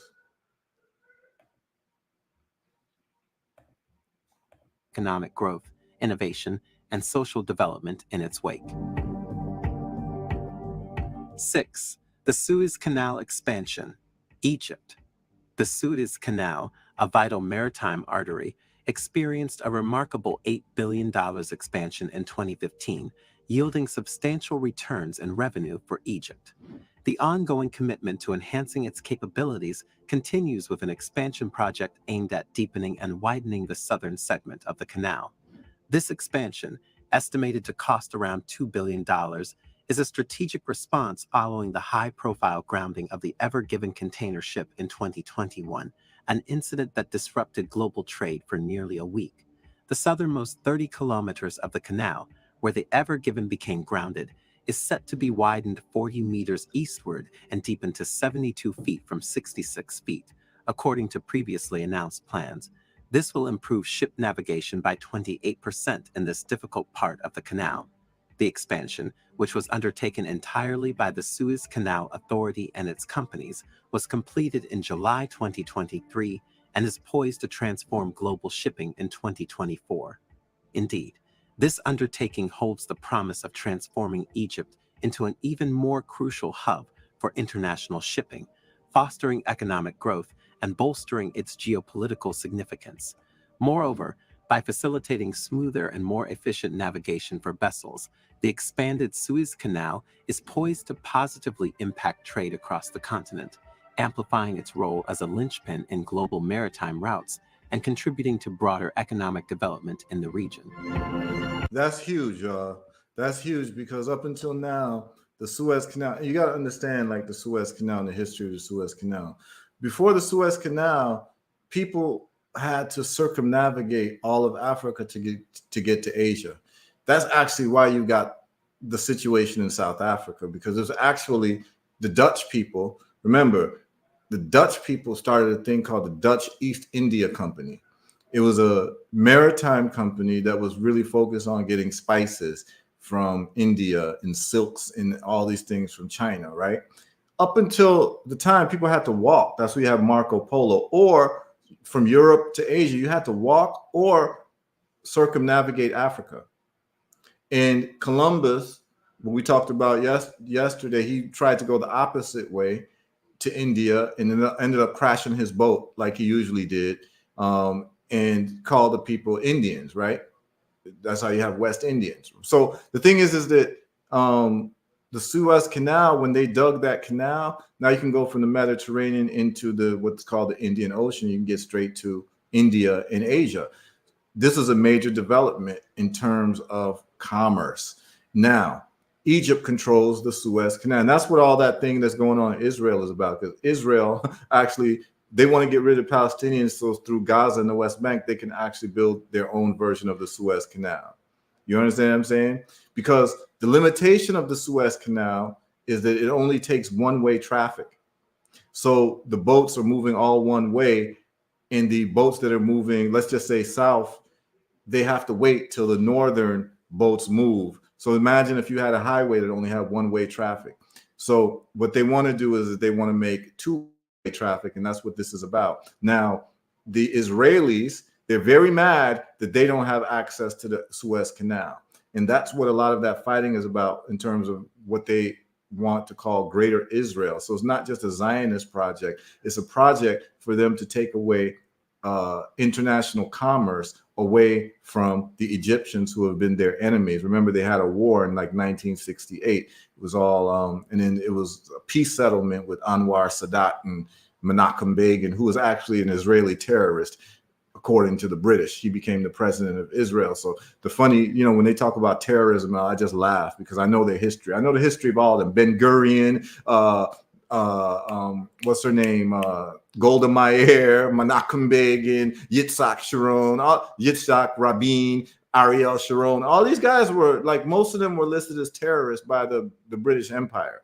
So it's funny when they talk about terrorists, when like that's in their bloodstream. Like, they were legitimately called terrorists by, like, you could look at Menachem Begin when he was a young man. He was a wanted terrorist by the British Empire. But anyway, what they want is they want to dig their own canal in Palestinian territory. So they want to get rid of the Palestinians because the Palestinians are getting in the way of their economic dominance. So they want to build a two-way canal in those territories to supplant the commerce going on in Egypt. And Egypt was like, oh, hell no, we better expand this canal so we can have two-way traffic. And that's what's going on. So that's what this is about. All right, let's get back. 5. Grand Ethiopian Renaissance Dam, Ethiopia. The Grand Ethiopian Renaissance Dam, GERD, stands as one of Africa's most ambitious and contentious infrastructure projects, situated on the Blue Nile River near Ethiopia's border with Sudan. Priced at $5 billion, this colossal dam is designed to generate a staggering 6,000 megawatts of electricity annually, a feat that could potentially transform Ethiopia into Africa's leading hydroelectric exporter. Ethiopia has been forced to finance the GERD, with crowdsourcing through internal fundraising in the form of selling bonds and persuading employees to contribute a portion of their incomes. Also, of the total cost, $1 billion for turbines and electrical equipment was funded by the Exim Bank of China. The dam has been at the center of regional disputes, particularly with downstream nations like Egypt and Sudan, which fear its impact on water resources vital for agriculture and livelihoods. The negotiations around water usage and the filling of the dam have led to diplomatic tensions. Despite these controversies, once completed, the GERD holds the promise of providing immense benefits to the region, including increased energy access for Ethiopia's growing population, a potential boost to regional electricity grids, and enhanced economic development through the export of surplus energy, fostering regional stability and progress. 4. New administrative capital, Egypt. The construction of Egypt's new administrative capital, located just 28 miles east of Cairo, represents a visionary undertaking aimed at addressing the challenges of urban congestion and fostering economic growth. Initiated in 2015 with an estimated cost of $58 billion, the project is positioned to serve as a centralized hub for government operations and the financial sector. With plans to accommodate 6.5 million people, the new city provides an attractive prospect for the overpopulated Cairo, encouraging urban decentralization. The introduction of modern infrastructure, including numerous skyscrapers and the ambitious claim of Africa's tallest building, signals a commitment to contemporary urban planning and architectural innovation. Beyond alleviating population pressure and enhancing the country's administrative efficiency, the new administrative capital holds the potential to spur economic development, attract international investment, and create job opportunities. Moreover, the project aspires to elevate Egypt's global standing, projecting an image of forward-thinking urban development and fostering a sustainable and prosperous future for the nation. 3. Internet balloons in Zanzibar, Tanzania.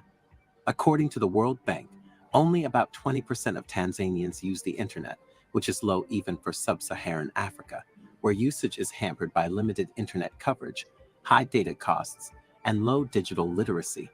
However, change could soon be written in the sky. UK company World Mobile is launching a hybrid network using aerostats, which are blimp-like tethered balloons that will provide near-blanket coverage across the islands. World Mobile said the project, the first since a successful $40 million raise, will deliver coverage and access to the digital economy for. This particular project will probably be obsolete because of Elon Musk's Starlink, which is satellites in the sky, and you just get a portable receiver and you're able to have internet extremely high speed from anywhere in the world. So, they're giving it some effort, but I doubt that they're going to be as powerful as Starlink. But it just shows you that where there's an opportunity, there's an opportunity. So this company coming out of UK, they innovated and put these blimps up to be able to provide to different places in Africa that are more remote and island countries. But, it's worth a try until, someone else comes with something better. And that's what the whole thing is about, y'all. This is what we talked about when we talked about the definition of capitalism and looking at socialism, and the weakness of socialism is that it doesn't reward innovation. That in a system where you properly define capital and you properly define who gets rewards from innovation, it's literally best opportunity and best execution wins. So if these people at World Mobile have faster internet for cheaper than Elon Musk company, they're going to win out. So it remains to be seen how fast their service is going to be and how cheap it's going to be. But if they're able to compete with Elon Musk company, then they'll take the market share. And that's what it's all about, is that you want to create the best service for the lowest price for the consumer. And that's what it's all about. And so if you have an idea that you can go into Africa and solve a problem, have many ideas in terms of problems that can be solved. If you can do it cheaper, faster, and better, you're going to be paid forever in Africa, because what you're going to find out is that you most likely will have a monopoly, because there aren't that many people innovating. The people who innovate usually end up migrating to Europe or America to receive higher salaries for their engineering prowess. But the people who actually stay and innovate, those are the ones who become billionaires. So this is real talk. Millions of people across Africa, and is described as the first step in World Mobile's mission to help bring nearly 4 billion people online before 2030. In this innovative project, 2 solar-powered, helium-filled balloons are set to hover at an altitude of 300 meters above land, extending a broadcast range of approximately 70 kilometers each. Operating on 3G and 4G frequencies, these internet balloons are poised to provide a reliable and expansive network in Zanzibar. The benefits extend beyond the immediate advantages for the archipelago, as increased internet access holds the potential to catalyze socio-economic development in Tanzania and the broader African continent. By bridging digital divides and fostering connectivity in remote or underserved areas, such initiatives empower communities with access to information, education, and economic opportunities. 2. Kazamvula Bridge, Zambia and Botswana. In August 2007, the governments of Zambia and Botswana announced a deal to construct the Kazamvula Bridge to replace the existing ferry system, which was the only means of direct traffic between the two countries. The Japanese International Cooperation Agency and the African Development Bank funded the construction of this bridge, which cost $259.3 million. Construction of the bridge, which includes international border facilities in Zambia and Botswana, officially began in 2014 and was completed in May 2021 by the South Korean construction firm Daewoo E&C, but opening was delayed due to transport issues affected by the coronavirus pandemic. This 923-meter behemoth's impact extends far beyond a smooth commute. Think of trucks laden with goods hurtling across the bridge, slashing travel times from days to hours. This surge in efficiency isn't just about convenience, it's about unlocking economic potential. Imagine trade costs plummeting, regional markets flourishing, and new industries blossoming along the revitalized North-South corridor. By 2024, the ripple effects will be palpable. Tourism in surrounding areas like the Chobe National Park will boom, drawing visitors from across the continent and beyond. Local businesses will thrive on increased trade and investment, creating jobs and boosting livelihoods. But the Kazungula Bridge's significance transcends national borders. Picture it as a catalyst for regional integration, paving the way for a more unified Southern Africa. Imagine streamlined cross-border trade, knowledge sharing, and joint infrastructure projects. This interconnectedness not only fosters economic prosperity, but also strengthens regional security and cooperation. 1. Laiki Deep Sea Port, Nigeria. On the shores of Manchuria, where the Atlantic whispers promises of prosperity, a titan of steel and progress rises, the Lekki Deep Sea Port. This colossal gateway, the deepest in the nation, isn't just a port.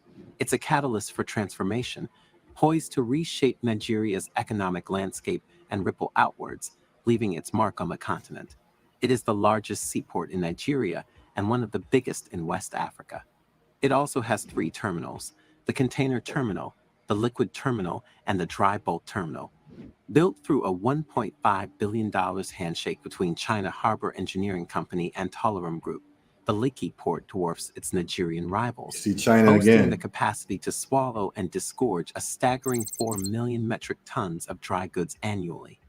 Imagine warehouses humming with activity, latent containers gliding through automated systems, and ships of gargantuan proportions docking with ease. This efficiency translates to swift transit times, slashed operational costs, and a windfall for Nigeria's trade. Analysts predict a revenue gusher of $361 billion in the next 15 years, enough to revitalize industries, attract foreign investment, and create a staggering 170,000 new jobs, a lifeline for a nation hungry for economic revival. But the Lekki port's impact soars beyond national borders and is poised to play a pivotal role in facilitating international trade and commerce, positioning Nigeria as a key player in the global maritime landscape. By bolstering logistical efficiency and serving as a hub for increased trade activities, this transformative project has the potential to elevate economic prosperity and infrastructure development, not only within Nigeria, but also on a continental scale. The port officially started commercial operations in April 2023 and is expected to be firing on all cylinders in 2024 and beyond. So, which of these mega projects do you think will revolutionize Africa the most in 2024? Let us know what you think in the comments section below. And as always, do subscribe to the New Africa channel for more informative future videos. All right.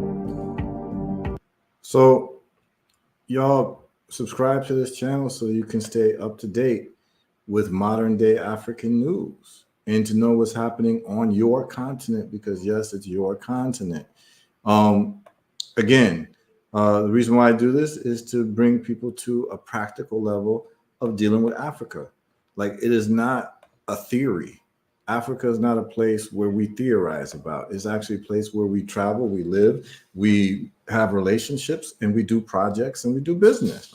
And it is not something that is far-fetched at all. And I'm going to answer, there's a real poignant question that was asked, and it's indicative of a lot that goes on with us when we talk about doing business. And I'm going to put some of these comments, because there's people commenting while this was playing. So I don't want to be the only one that I was commenting. So we can, we have Sango Sola Tolliver asking for a copy of this. Yeah, it'll be on YouTube. It'll also be on Facebook for you to be able to watch. It's recorded. It'll be there. So in the morning or even after this, you can watch the whole thing. And I've been live for the last 2 weeks, so you can watch the other lives as well. And if you watched on YouTube, feel free to subscribe, because the more subscribers we get, the more the algorithm hits to let more of our people know about this type of programming, which is just practical. Um, Again, you're going to find out that I'm more into practical solutions than theoretical debates. So, okay.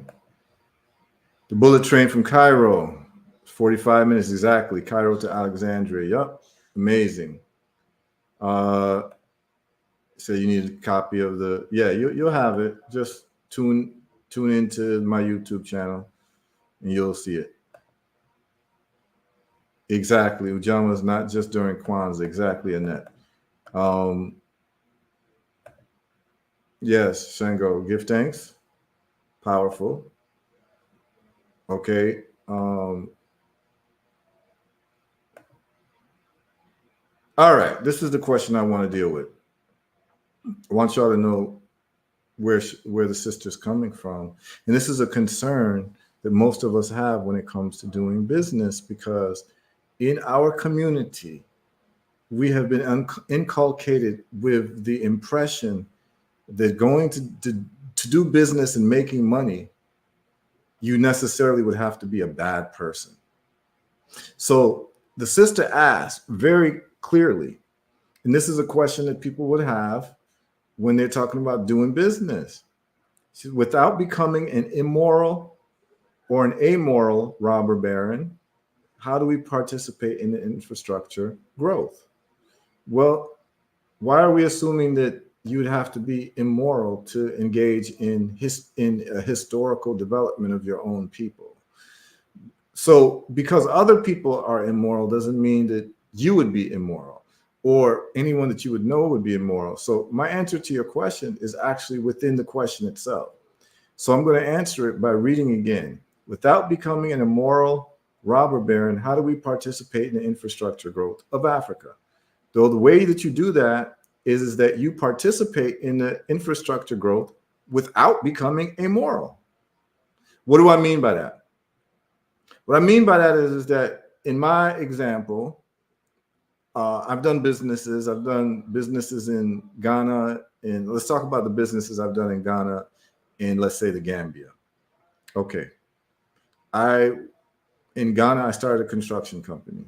I built water catchment cisterns, rainwater. And Annette, you from St. Croix, you know all about cisterns. You know all about cisterns.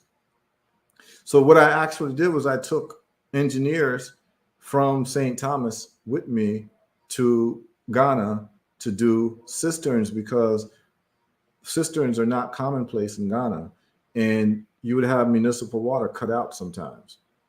So one of the best solutions is what I saw in the Virgin Islands when I lived there. Water catchment cisterns. You live off of the rain. And it rains better in Ghana than it does in the Virgin Islands. So I couldn't understand for the life of me, why is it that every single house in Ghana is not built with a water catchment cistern?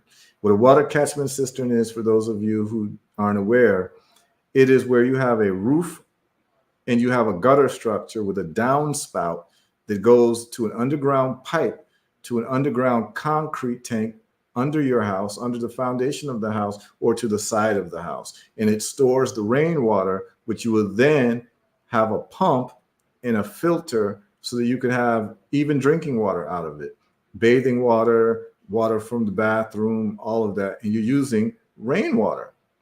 And therefore, you don't have to rely on the municipal government or anybody to have water, because water comes for free from the sky. And to me, that is the best solution. And I didn't understand why these construction people, it wasn't mandatory. So for instance, in the Virgin Islands in St. Thomas, it is actually mandatory. And what I mean by mandatory, it is by legislative fiat that every new house that is built in St. Thomas, I don't know about all the Virgin Islands, I think it's the law for the whole Virgin Islands, but I know definitely for St. Thomas that you can't be a contractor and build a house unless you build a cistern with it. And the reason is that if you've ever been to St. Thomas is one of the most beautiful places you can go, y'all. The topography is mountainous, which means that every place you live, you're going to have a view of the ocean, right? And Like you're looking at the Caribbean Sea, you're looking at the Atlantic Ocean from any place in St. Thomas. So you wake up with that view. Okay. And I lived there for a decade and it was like paradise. Okay. It's just that things are very expensive because everything has to be imported. It's a small island. So you're paying the shipping fees for things to be imported. So groceries can be very expensive. And it's not like you can have a great farming situation because everything is mountainous and slopes and the soil is actually very, they call it Rock City. All right. Big up to all my people in Rock City. So the houses are on mountains. To have a central water system, it would require what you call a high CapEx, which is capital expenditure from the government to pipe water from the central water treatment to all of the different houses all over the island. It would cost a pretty penny. They don't have the tax base to do that because on each island they say is 50,000 people. And Kai Wilson says she's a St. Croix girl. Okay. Cruise to the world, you know? Santa Cruz, you know? Yeah, big up. Um, so instead of having government expenditure that they cannot afford because they say that there's 50,000 people. So the U.S. Virgin Islands is 3 islands, y'all. So those of y'all who don't know, I'm giving you a little education on the U.S. Virgin Islands. It's 3 islands, but then there's a thing called the British Virgin Islands too. And it turns out that a lot of people in the British Virgin Islands are related to people in the U.S. Virgin Islands because Black people don't really respect boundaries. Even if we say that we do, we don't. We don't care about British. We don't care about U.S. We have families. You know what I'm saying? And like really, like Tortola, like my brethren Jelani, his grandfather or great grandfather swam from St. John to Tortola. St. John is a U.S. Virgin Island. And at the time, U.S. slavery was still legal and the British had outlawed slavery. So he literally swam to his freedom. You can swim from one island to the next. Right? So, but one is Britain, let's say, and one is U.S. But we don't give a damn. You understand what I'm saying? That's not how we getting down. We don't care about fake boundaries. And this is why Pan-African is the only thing that makes sense because all these boundaries and international lines, they mean nothing to us. No one ever asked us. No one ever asked us for our opinion as to whether, you know, Tortola should be a different country than St. John. And they're right next to each other. So anyway, literally you can swim.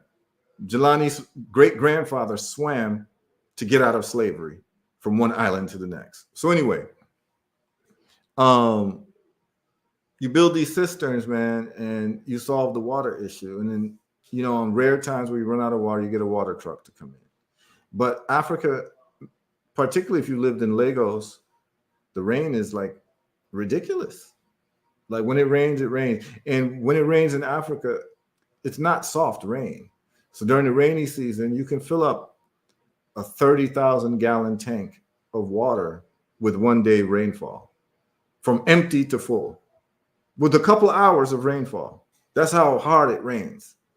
And the fact that African engineers and African home builders and contractors weren't doing this, I saw this as a hell of an opportunity. So instead of to complain, which at first I was like, damn, what's going on?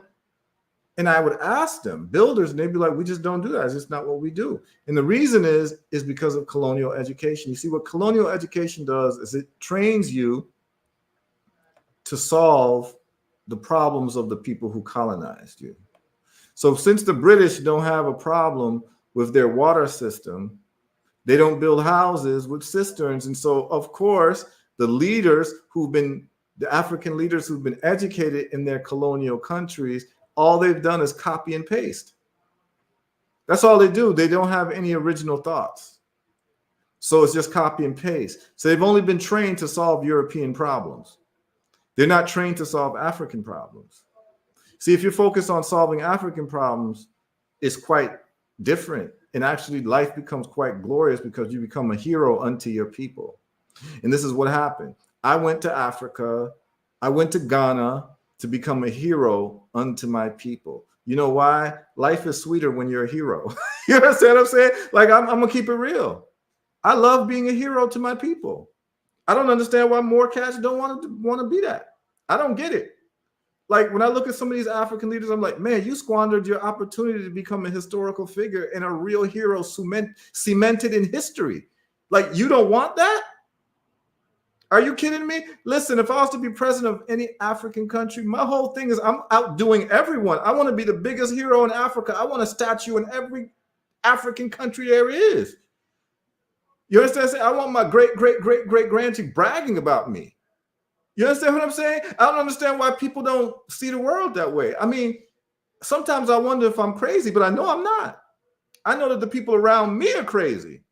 I know the people in leadership around me are absolutely insane. Why would you squander your opportunity to become a hero in perpetuity where they sing songs about you 1,000 years after you've died, but you'd rather watch cricket? You'd rather watch a soccer game than to tend to the business of developing your country. These people are really funny, you know? Like, they have no ambition. Like, they have no, like, you don't want to be a hero for your people? Wow. Do you know what comes with being a hero? So let me tell you what happened. So big up to Ross of all trades, you know? That's the brother's name I took with me to Ghana because my man Zinga and his wife Chinwe came too. Big up to Chinwe, you know? And yo, we in Africa building cistern and people seeing what we're doing and people just in love with what we're doing because we're solving a real problem. They're like, damn, y'all building. I can show y'all pictures. They could do it another time. I can show y'all I keep receipts because history is very important to me. And I need an accounting for the things that I've done when I'm no longer here. You understand what I'm saying? I'm not playing any games with y'all. I'm not going to let y'all rewrite my history. So I keep receipts. And you should too, particularly those of y'all who is doing some good work. Keep receipts so that when your name is trying to get stained, you've got the receipts. You understand what I'm saying? So we go to Ghana. We build the only sister, and it's in like if you've been to Ghana, you've been to Labadi Beach in Accra. We're down the street from Labadi, right? Famous beach. And we build a 50 or 60,000 gallon cistern. And this cistern that we build, right, it supplies my aunt's house with water. So like if she uses 100 gallons a day, she has 600 days of water without rainfall. Let me say that again. We built it so that she will never go without water. 100 gallons a day, which is a lot of water to use, which no African household is going to use 100 gallons a day. We built it so that she could go 600 days from one rainfall filling up the tank to no rainfall for 600 days, which is damn near 2 years. It's about a year and 10 months. And it never goes a year and 10 months in West Africa without rainfall, which means that she has water in perpetuity. And we built it and we hired workers. And here's my question to the sister about how do you go and develop the infrastructure of Africa without becoming a robber baron? The answer is you go to Africa, develop the infrastructure, and don't become a robber baron. So what we did was we found out what the local rate was for skilled labor and unskilled labor, and we paid them double. It was that simple. You see, when you're doing things, it's up to you who you want to be. We could have decided to pay them less. We could have decided to, be a robber baron. You see, but when you are actually doing your own projects and you're doing your own business, you then discover who you are and who you want to be. If you want to be a robber baron, you can be one. But if you don't want to be one, you won't be one. But here's the point. The point is that the agency is within you. See, this is what it's all about, is that we are dealing with Kuji Chagalia. And so it's also Kuji Chagalia of the type of person that you want to be when you've got the power. A lot of us don't know who we really are because a lot of us have never had any meaningful power. See, when you've got the power of an employer, how do you treat your employees? Like you're an employee and you've got all of these grand ideas of how employees should be treated and this and that, da, da, da. But what are you going to do when you become the employer? And what we start to find out is that some people's more wicked than their own employers because they've never been gifted with the keys to the city. How are you going to behave when you get the keys to the city? I know how I'm going to behave because I've been given the keys to the city. So I know what I do. What I do is I make sure that the people who work for me are happy. You know why? It gets better work. And I actually end up saving money because they're happy. They're working quicker. So I thought I was going to pay them half what they're supposed to be. Guess what they're going to do? They're going to show up half of the time. They're going to work slower. You understand what I'm saying? But the point of the matter was that at the end of the project, when we turned on the water and the water came on and it's running and it's done, the brothers came up to me because we hired about eight cats, young cats. Some were skilled masons, some were unskilled. They were working in the hot sun. And this is what I'm going to tell you right now. Nobody works harder than Africans. Nobody works harder than young African men and women. You don't understand how soft you are in America. You can't even stay out in 90-degree sun for 10 minutes. Folks are out in the sun 10 hours working, asking for more work. In the rain, people are working. Our guys were working in the rain. It started raining. We were like, yo, we can stop close. They're like, why? This is just rain. You understand what I'm saying? I was like, y'all talking to me the way I like to be talked to. These are real people. America, the slightest rain. Oh, we got to stop. We got to stop. Lunch break. You understand what I'm saying? No, it wasn't like that.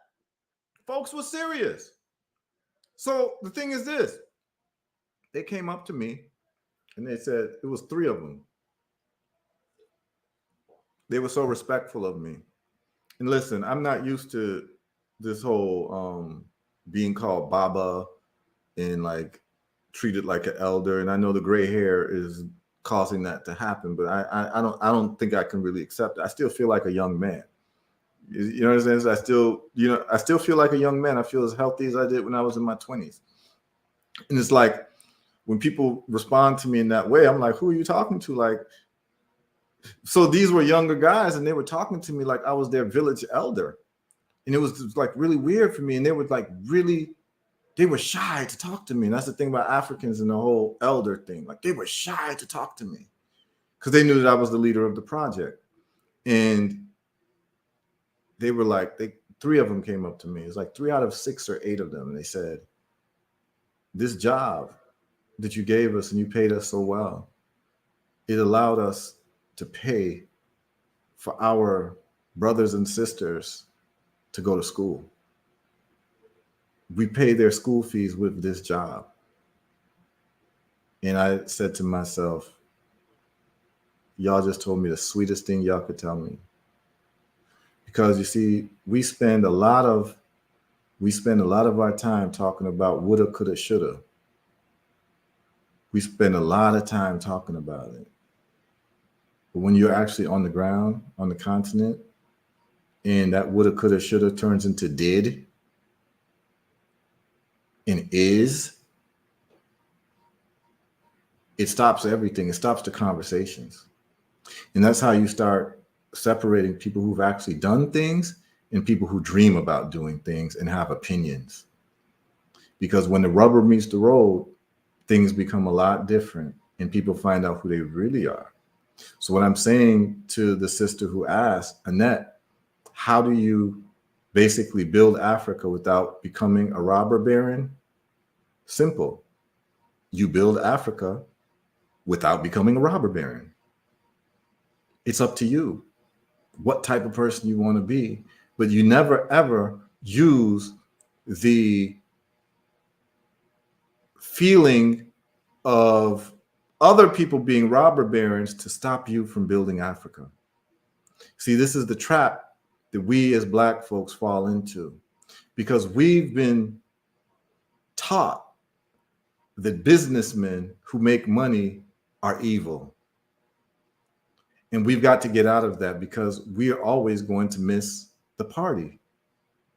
We have to become businessmen and businesswomen, entrepreneurs with no apology. And yes, you're going to treat your people right if you're a good person. You're going to treat people bad if you're not a good person. So maybe more good people need to be involved in entrepreneurship and infrastructural development. Why do we allow the robber barons to have all the fun? That's my question. You see, these little questions that we ask ourselves are actually tricks to keep us from throwing our names, our bodies, our resources into the pool of entrepreneurship and development. Because we think that evil people are supposed to have all the fun. We think that making money is evil. We think that doing business is bad because we've had so many bad experiences with bad people. And what I'm throwing out to y'all, what I would suggest to y'all is that we are allowing the bad people to have all the fun and make all the money. And if you're a good person, then maybe you should be the one making the money because you know that with that money, you're going to treat people better. You're going to pay your employees better. So that actually means that you have more of a responsibility to go to Africa and develop because you know that you're going to be a better person than the other people. So start looking at it that way.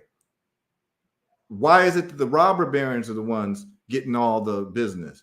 It might be because all the good people are sitting out and trying to be employees. You get what I'm saying? Yeah, I agree. Yeah, hold Baba. Yeah, it's respect for the elders, and I appreciate the respect. I'm just saying that I'm just not used to being talked to like that because I just still feel like I'm a young man. Like I'll never be comfortable with people looking at me as like an old person. It's new to me. Like I don't feel like it. You know, if my bones start feeling weak and moving slow, then maybe I guess I don't know at what point did I transition from a young man to an elder. I don't, like people have called me. They say, "Hey, Elder Heru." I'm like, "What are you talking about?" You know what I'm saying? Don't call me elder. You understand what I'm saying? Not that I'm ashamed of my age, but I don't know. I don't feel like an elder. But it's all good. I respect the intent and I respect the culture. You know what I'm saying? Yeah. Don't let exactly, Annette. Exactly, Annette. Hope I talked you into that shift of thinking.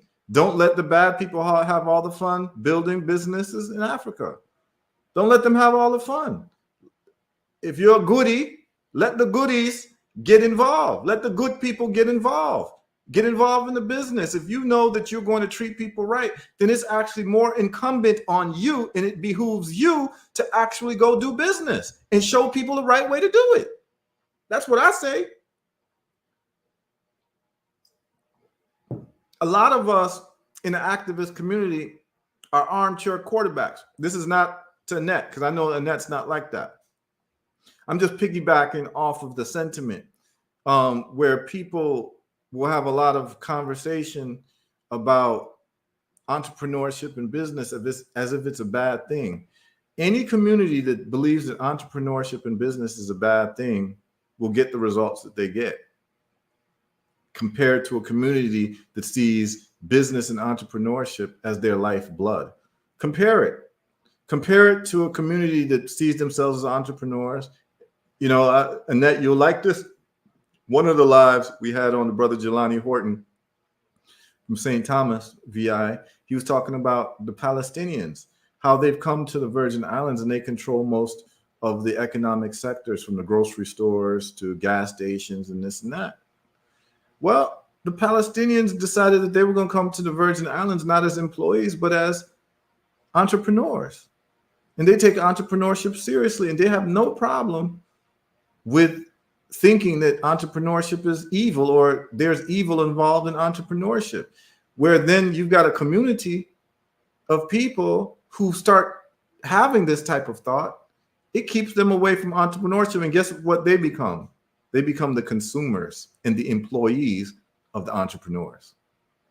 And we've got to get away from that.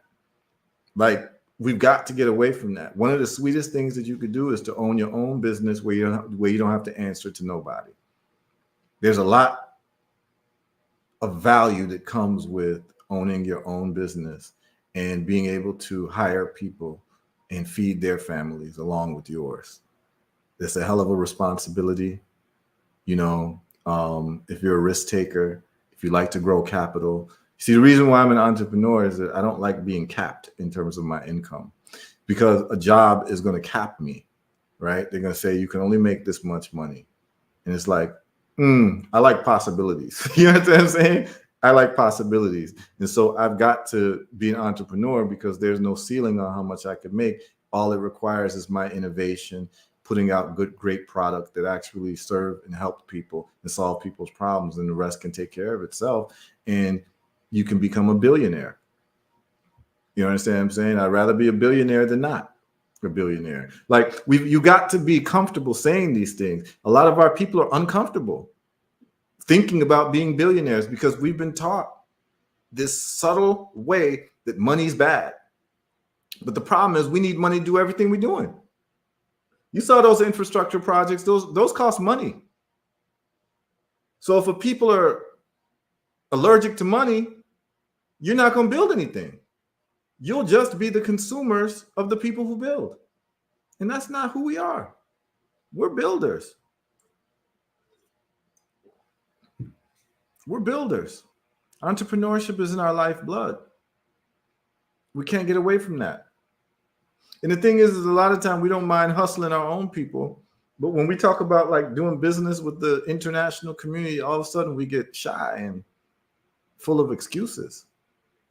You know, we don't have any problem like setting up a table at like at an event and selling incense sticks. But when someone says, hey, why don't we do an incense factory and sell sticks all over the world? All of a sudden it becomes this crazy thought. You already selling incense sticks. You might as well control it from the source. This is the type of conversation that I'm interested in. Like, let's go to the extreme. Let's go to extreme power. And even if we miss it, we'll do better than where we're at now. If we miss the mark, guess what? We're still going to be doing better than where we're at now. You understand what I'm saying? We have some comments. Exactly. Vertical integration, absolutely. Inferior complex. Yep. That's what it is. So every week, I'm going to share you all news from Africa in terms of things that are actually happening on the ground. Let me show you another video of a specific country. Of course, this is near and dear to me in terms of what's been done with Rwanda. And again, I'll do a special show just on Rwanda. But I want y'all to see this one here just to inspire you even more, because what they've done with Rwanda is risen from the ashes. You're talking about a people who suffered a genocide with over 1 million people killed, and what they've done to overcome that and actually become ahead of most countries in Africa. So check this out. Top ongoing mega projects in Rwanda. This is Rwanda, a small country with big dreams. In recent years, Rwanda has embarked on a number of ambitious mega projects, all aimed at transforming Rwanda into a modern, prosperous nation. And in this video, we will take a look at the top ongoing mega projects in Rwanda, starting with Number 13. Bugesera International Airport. Bugesera International Airport is Rwanda's largest and most complex development project. It will be finished in 2024 and will cost $700 million.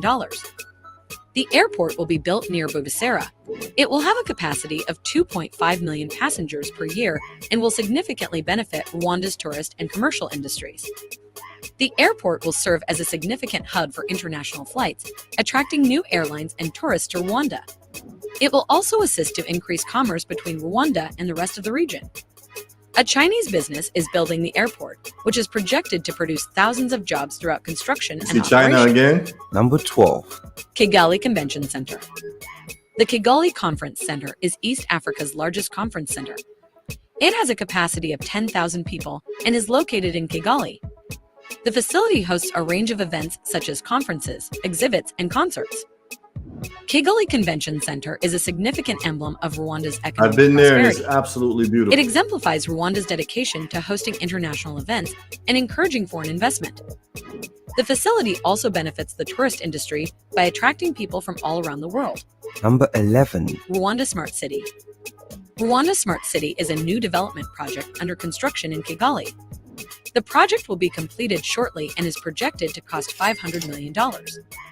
The smart city will have residential, commercial, and industrial zones. It will also have smart elements including a high-speed internet network, a smart grid, and a smart transportation system. Rwanda Smart City is a significant investment in Rwanda's future. It is projected to increase economic growth, create jobs, and improve Rwandans' quality of life. The smart city also serves as a demonstration of Rwanda's dedication to innovation and technology. Number 10. Kionzo Irrigation Project. The Kionzo Irrigation Project is a new irrigation project being developed in Rwanda's Kionzo area. The project will be completed shortly and is projected to cost $80 million. The irrigation project would supply water for agricultural development in Rwanda's Kionzo area, which is located in the country's east. The Kionzo Irrigation Project is projected to raise agricultural productivity and improve food security in the region. It is also projected to generate jobs and help regional economic growth. Number 9. Nyabarongo Hydropower Project. The Nyabarongo Hydroelectric Project is a new hydroelectric development on the Nyabarongo River. The project will be completed shortly and is projected to cost $1.4 billion. The hydropower project will provide energy for Rwanda and surrounding countries with a capacity of 180 megawatts. The Nyabarongo Hydropower Project represents a significant investment in Rwanda's energy industry. It is projected to stimulate economic growth and improve Rwandans' quality of life. The hydroelectric project also serves as a demonstration of Rwanda's commitment to renewable energy. Number 8. Gatumba Industrial Park. The Gatumba Industrial Park is a new industrial park that is being built in the Gatumba area of Rwanda's western region. The park will provide a 500-hectare space for industrial development, helping to create jobs and stimulate regional economic growth. The Manufacturing. park, which is anticipated to be finished shortly, will house a range of sectors such as manufacturing, processing, and assembly. The park is also anticipated to attract international investment and assist Rwanda's economy diversify. Number 7. Rwanda Biomedical Center.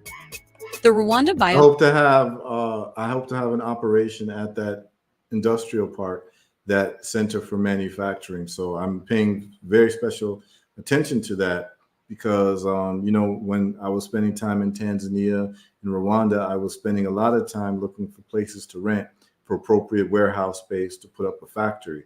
So now that they're putting up a special purpose place just for that, because if you're doing like food or medicine, you need to have clean rooms. And so when you have specially built facilities, they're going to have those types of clean rooms available. So I can't wait till it's ready so I can, get in on the action as well. Biomedical Center is a new biomedical facility being built in Kigali. The institute will be an important resource for infectious disease research and treatment, including HIV/AIDS, malaria, and TB. The center, which will have a capacity of 500 beds, is projected to be finished in 2025. The institution will also include a number of research facilities and will serve as a regional biomedical research hub. Number 6. Rwanda Science and Technology Park. The Rwanda Scientific and Technology Park is a brand new scientific and technology park being built in Kigali. The park will serve as an incubator for innovation and business. It will give entrepreneurs and researchers with office space, laboratory facilities, and other resources. The By park, the way, which will seat what you 1,000 just entrepreneurs saw and right researchers there, with office space, these are laboratory the park will robots. serve as an incubator for These innovation. are Rwandan-made robots that meet you at the airport, and they tell you where to go. They greet you, and these are like Rwandan-made robots, y'all, that you see at the airport and different places where they've made things very efficient. And the robots will speak to you in different languages as well, and they give you a lot of information when you enter the country. So this is already in effect. So Rwanda is very advanced in many ways. And business. It will give entrepreneurs and researchers with office space, laboratory facilities, and other resources. The park, which will seat 1,000 people, is anticipated to be finished shortly. Incubators and accelerators will also be available within the park to assist enterprises in growing and scaling. Number 5. Rwanda Fiber Optic Network. Rwanda Fiber Optic Network is a new fiber optic network being built in Rwanda. The network will deliver high-speed internet access to Rwandans throughout the country. It will aid in the improvement of communication and connection, hence boosting economic growth and development. The network, which will have a capacity of 100 GEPs, is scheduled to be finished soon. The network will also be linked to other nations in the area, enhancing regional connectivity. Number 4. Rwanda National Stadium. Rwanda National Stadium is a new national stadium under construction in Kigali. The stadium will host important athletic events and concerts. It will have a capacity of 30,000 passengers and will significantly benefit Rwanda's tourist industry. The stadium, which will be built to FIFA standards, is scheduled to be finished soon. A training area, a media center, and a museum will also be included among the stadium's facilities. Number 3. Kivu Belt Development Project. The Kivu Belt Development Project is a large-scale project that will focus on the Kivu Belt, which is a region located in the western part of Rwanda. The project will include the construction of roads, railways, and power lines, as well as the development of new industrial parks and tourism destinations. The project is expected to cost $1 billion and will be completed in 2025. The Kivu Belt is an area with significant economic growth potential. It is rich in natural resources such as gold, tin, and tungsten. A number of lakes in the area might possibly be utilized to generate hydroelectric power. The Kivu Belt Development Project is anticipated to help harness the region's economic potential and improve the lives of its residents. Number 2. Gisagara Industrial Park. The Gisagara Industrial Park is a new industrial park being created in Rwanda's Gisagara region in the country's south. The park will provide a 500-hectare space for industrial development, helping to create jobs and stimulate regional economic growth. The park is scheduled to open in 2024. The Gisagara Industrial Park is strategically placed close to the Nyungwe Forest National Park and the Rwanda-Burundi border. See, this is the importance of having leadership that doesn't have their brain full of glucose. What they've done here, and what you're hearing, and it might have slipped people who, if you're listening and you're not paying attention, they're building a manufacturing facility, which they call an industrial park, next to the forest where most of the raw materials are. You see, this is what the Chinese want. The Chinese, their problem is their factories are away from the raw materials of Africa. And most of the Chinese-led infrastructure projects are roads that go to the forest, straight to the port. So they extract the raw materials, put it on a train or a car. They'll build the roads that'll go straight to the port to take them to China for processing in terms of their manufacturing prowess and their manufacturing expertise in China, and then sell those African raw materials to the world market. What Rwanda is doing now is Rwanda got hip to the game, and every African leader should have been hip to this game 50, 60 years ago, or even 100 years ago. You put your manufacturing plant next to your raw materials to save on transportation expenses. This is supply chain logistical science. What they're doing is they are actually doing what is necessary to cut down the cost of finished products for people in Africa, because there are no more of these transportation costs just to get something processed. It's right next to the forest. So this is what Africa has to do. This is what Africa will do. I've spoken about this ad nauseum and ad infinitum, and this is what's being done. This is why I love being in places like Rwanda, because the leadership clearly doesn't have glucose in their brain. They actually are doing things that are full of common sense, where you go other places and you don't see a lot of common sense. You'll have, for instance, you go to Jamaica, the Chinese built a toll road that goes straight to the bauxite mines, and it goes straight to the port. It's the road from Kingston to Ochi. You understand what I'm saying? Well, why didn't the Jamaican government build manufacturing facilities for bauxite, because bauxite is what you use to make aluminum, y'all. So why take the bauxite out of Jamaica, put it on rail lines or cars, ship it out in a boat to China? The Chinese make the aluminum and then sell it to the rest of the world. No, Jamaica could do the same thing. You got your bauxite mine, and like you can see it. It's a big toll road in Jamaica. When we go to Jamaica and we go to Ochi, you have to use that toll road because it's a faster toll road. And it's beautiful and no potholes, no nothing. It's brand new. And they charge you a toll. But the Chinese only built it so it goes straight to the bauxite mines. You think they're building it for your purposes? No, they're building it for their purposes. If you benefit from it, it's up to you, but they're building it for themselves, and my hat's off to them. They ain't supposed to do nothing for Africa. They're focused on China, and we have to have the same attitude. If we're going to be focused on African development and African prosperity. And the way you do that is you use supply chain science. The Chinese, their problem is most of the raw materials that they need for their manufacturing is in Africa. So of course they sign deals with African leaders for infrastructural development, and most of the time it's for roads, and those roads lead to the mines or the raw material, so that the Chinese will have a passageway or a thoroughfare to the port. Don't play with the Chinese, y'all. I remember during 2008, I was in Chicago in Chinatown. I went to Chinatown, and I was actually talking to some of the Chinese people there. And this was the time when Obama was running for president. And so there was this whole excitement. And Obama was from Chicago. So, most Chicago people were like, yeah, Obama, you know what I'm saying? So I went and I was like, who you all like supporting for president? You know what the Chinese told me? They said they don't care.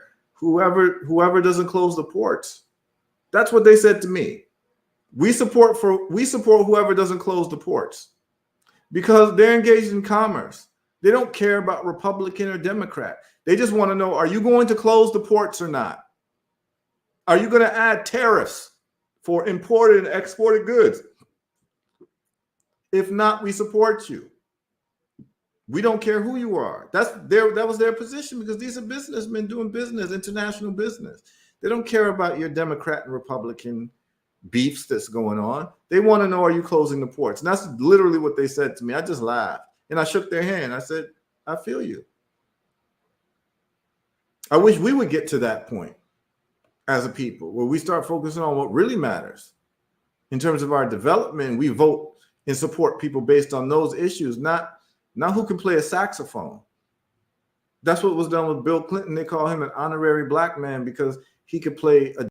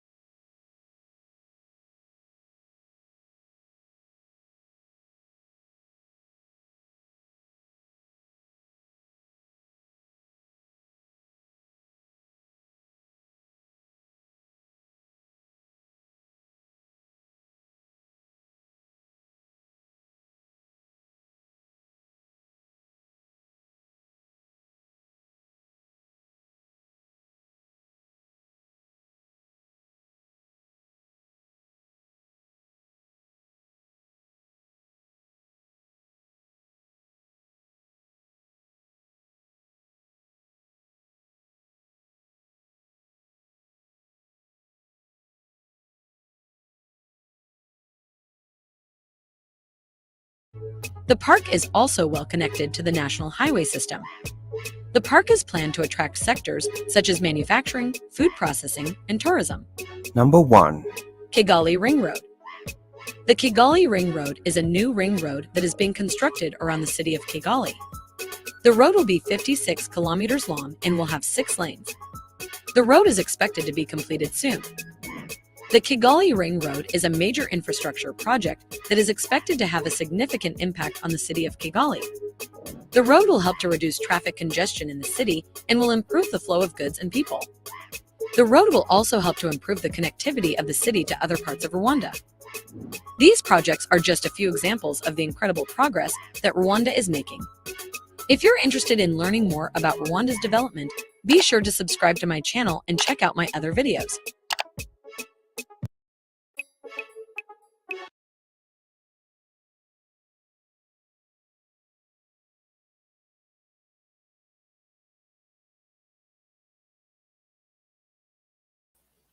Can you all hear me? Can you hear me now? Okay. All right. I understand what happened. Sorry for that. I was talking for about 2 minutes, and what happened was that technically I got taken off of the viewer, and so you weren't able to hear me.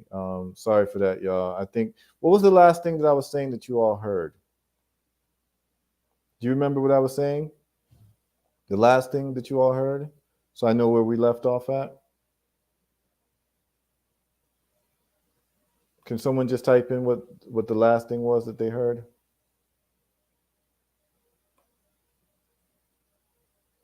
Let's try to go to, all right, there we go.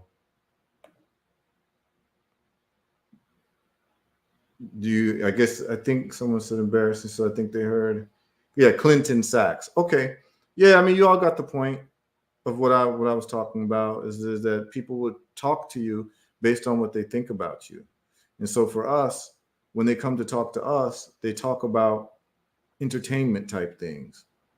You know, Hillary Clinton could go on a black radio show and talk about hot sauce.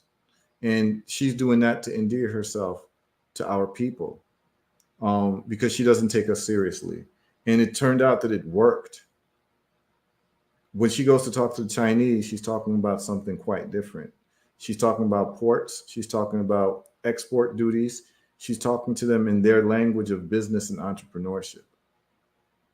You see, a people will not change the way that they speak to us if we remain the same people.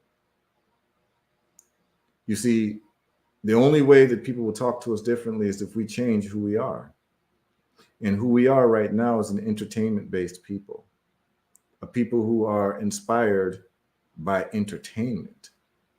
And so they talk to us accordingly.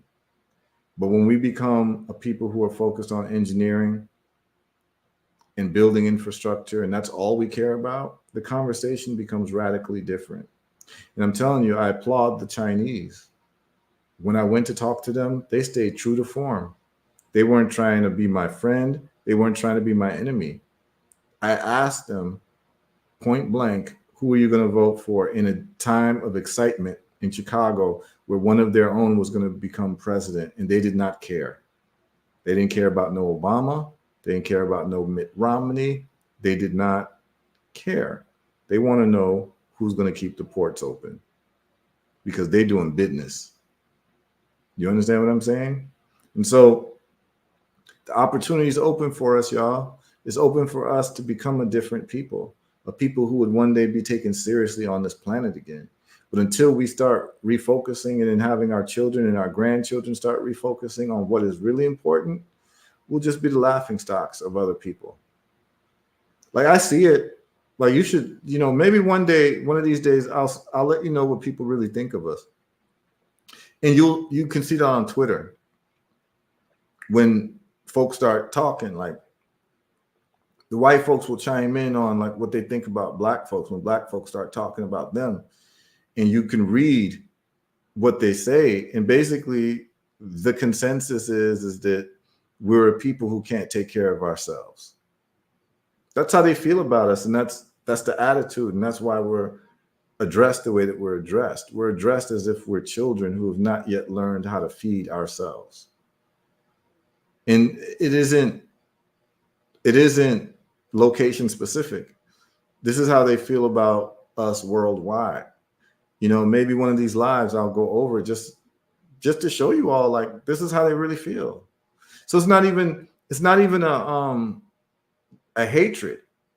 Even though you could say it's a hatred and how it manifests itself, it's almost like it's a disrespect, like how you look at someone who's immature. You don't give them much regard. You understand what I'm saying? Like, oh, we don't have to worry about y'all. Y'all don't really move the table. Y'all don't move the needle. And this is how we're looked at. So the bottom line is like, look, we're going to have to become a whole different people. The conversation is going to have to be different.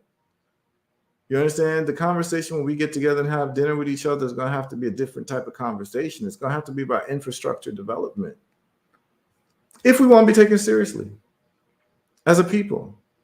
Because if you invite people to your country to do business and your infrastructure is not up together and up to par, you have no negotiating leverage. None.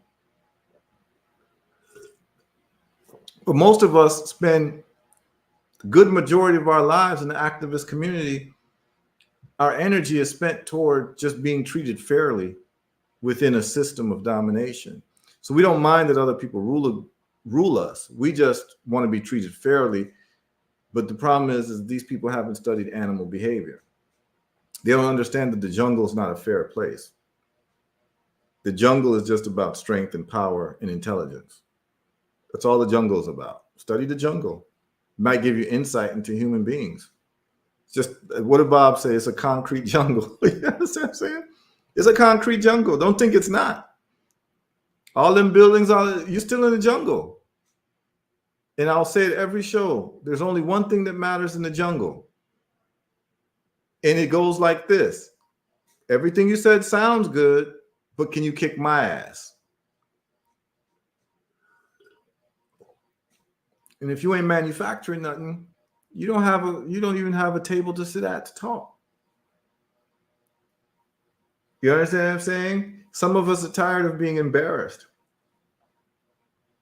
You understand what I'm saying? Some of us are tired of that. There's those of us who want to stand in this world as men. And some of us have been kind of like corrupted to think that being a man is having a gun. You know, a lot of these guys will talk, oh, you know, we're revolutionary, we'll get our guns and this and that and blah, blah, blah, blah, blah. But my whole point is like, what's the point of having a gun if you don't manufacture it? Because you're going to have to buy it from the person who manufactures it. And that person who's manufacturing it is your adversary. You understand what I'm saying? So here's the thing. All is not lost. There are people who are about that life. There are leaders that are about that life. And your job is to find out where the action is and to get familiar with it. That's what this whole thing is about. The action in terms of your modality of thinking, your action in terms of where to find it and locate yourself, man. This world is a big place. Africa's on the move. And there are some African leaders who's about that life, who are tired of the fuckery, who are tired of being second place or third place or fourth place. Like, we want to win. I'm here to win. I don't know about y'all. Like, I'm here to win in the most epic way possible. Sango says, right now at work at nuclear power plant, in my observations, I say, yo, are we Africans providing electricity to ourselves? Exactly. Exactly. And guess what, Sango?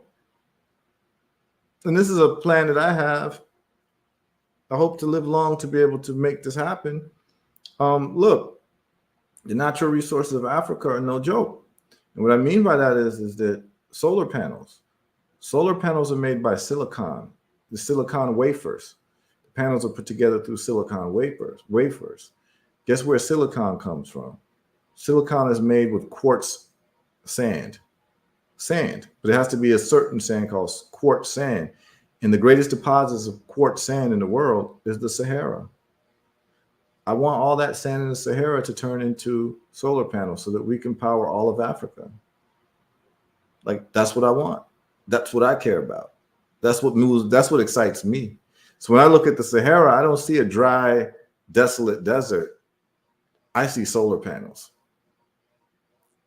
You know, it's just about getting these men. And what's so beautiful about it is it looks like we've got African leaders now in that region called the Sahel. You know, the Nigers, the Burkina Fasos, the Malis, they're getting together.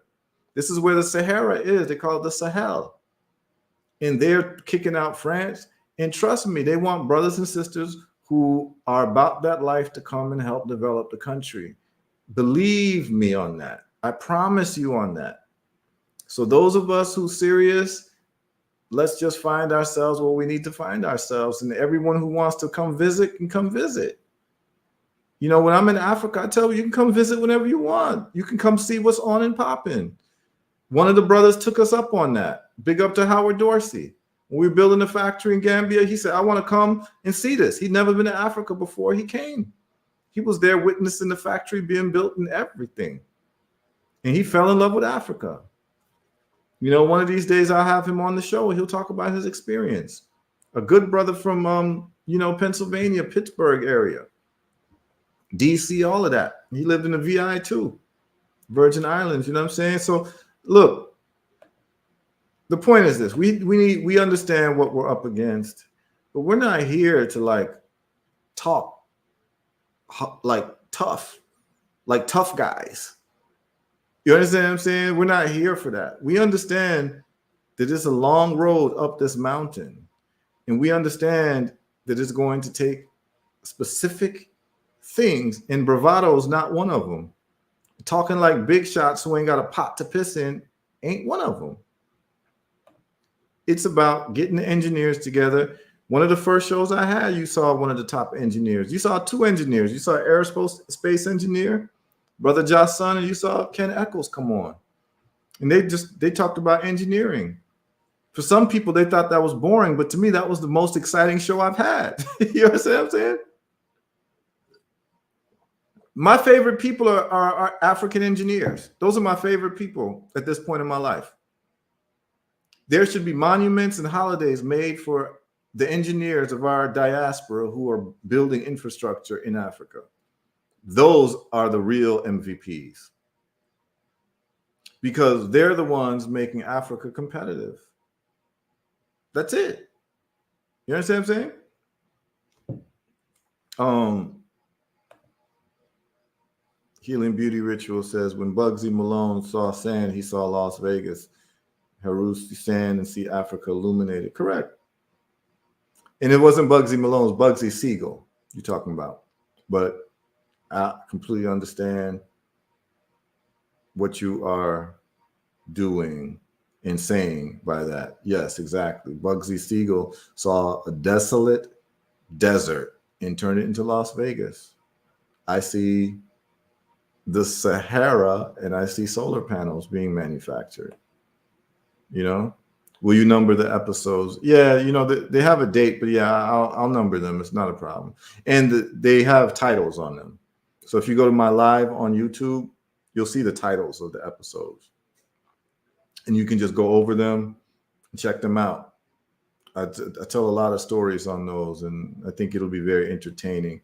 So I don't want it always to be like heavy topics, but at some point, we're going to have to get serious about this, man. We got a continent that's really waiting on us. You understand what I'm saying? So Kasha Ku asked, so you would create a solar farm in the Sahara? No, not necessarily a solar farm. I want the sand. You could still create a solar farm there, but I want the sand to create dirt cheap, no pun intended, or pun intended, solar panels. Because why not build a solar factory where the sand is? Right? Remember the supply chain logistics that I talk about? Build your factory where your raw materials are. So I would like to build factories to make solar panels in Niger, Mali, Burkina Faso, all these places where they're talking about kicking out the French now and they've took over. And they have young leaders who are serious about African development. They're due for a conversation about having solar manufacturing plants in the country where the sand is. Let's just truck in the sand and process the sand into solar silicon wafers and take it from there. And we should be able to crash the market in terms of the price of solar, where like a 300-watt solar panel costs a few dollars. We'll put them up in everybody's house and then convince these guys to pass a law that all new houses must have solar panels. This is how we do it. That's how we do it. Yeah, we need the dump trucks. This is how we do it. And it's not far-fetched. This is what I'm saying. This is not far-fetched, man. But these conversations keep our eyes on the prize. Conversations about what we can't do in celebrity gossip gets us looking the other way. Debating about reparations gets us looking the other way when the action is, the action is straight ahead of us, but we want to keep looking left and right. And you'll see that. You'll see that in these conversations. So I hope that people have been inspired by what we've been, talking about. And people want to call in. This is a great time to call in. Anybody want to chime in? Usually around this time, people start calling in. People want to call in, chop it up, ask questions. This would be a great time to do it. I've pinned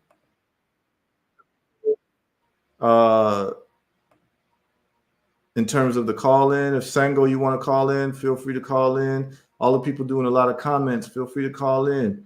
Annette Irving, you want to call in, call in. Healing Beauty, you want to call in, call in. Kasha Ku, you want to call in, call in. Lowell, you want to call in, call in. You understand what I'm saying? Let's hear what you got to say. The bottom line is that people who are focused on the correct things and work towards it will get results. But people who are focused on the wrong things will not get results. And right now, collectively as a people, we really haven't had a good lick since 1804. I'm just keeping it funky. Haiti, 1804. We haven't, what's the last real cause for celebration we've had? It's been 1804. You understand what I'm saying? And one of these lives, we're gonna read the Haitian Constitution of 1804 that was instituted by Jean-Jacques Dessalines, and listen to how people talk when they've gotten victory. You understand? Yeah. Google says that the Sahara is the size of U.S., including Alaska and Hawaii. Yes, it's huge. We need that. I need all that sand. I need it all. I don't believe in fractions. I want half of it. I want it all. People don't understand how big Africa is. Africa is huge. We've been gifted a continent, y'all. But we want to act like we haven't. That's what's so crazy. We've been gifted the most valuable piece of real estate on the planet. And the people are acting like we never received that gift. The people of that land, and I'm not talking about Black folks, I'm talking about actual Africans on the continent too. And the leadership are acting like we weren't gifted something. Africa is a gift. It literally is a gift.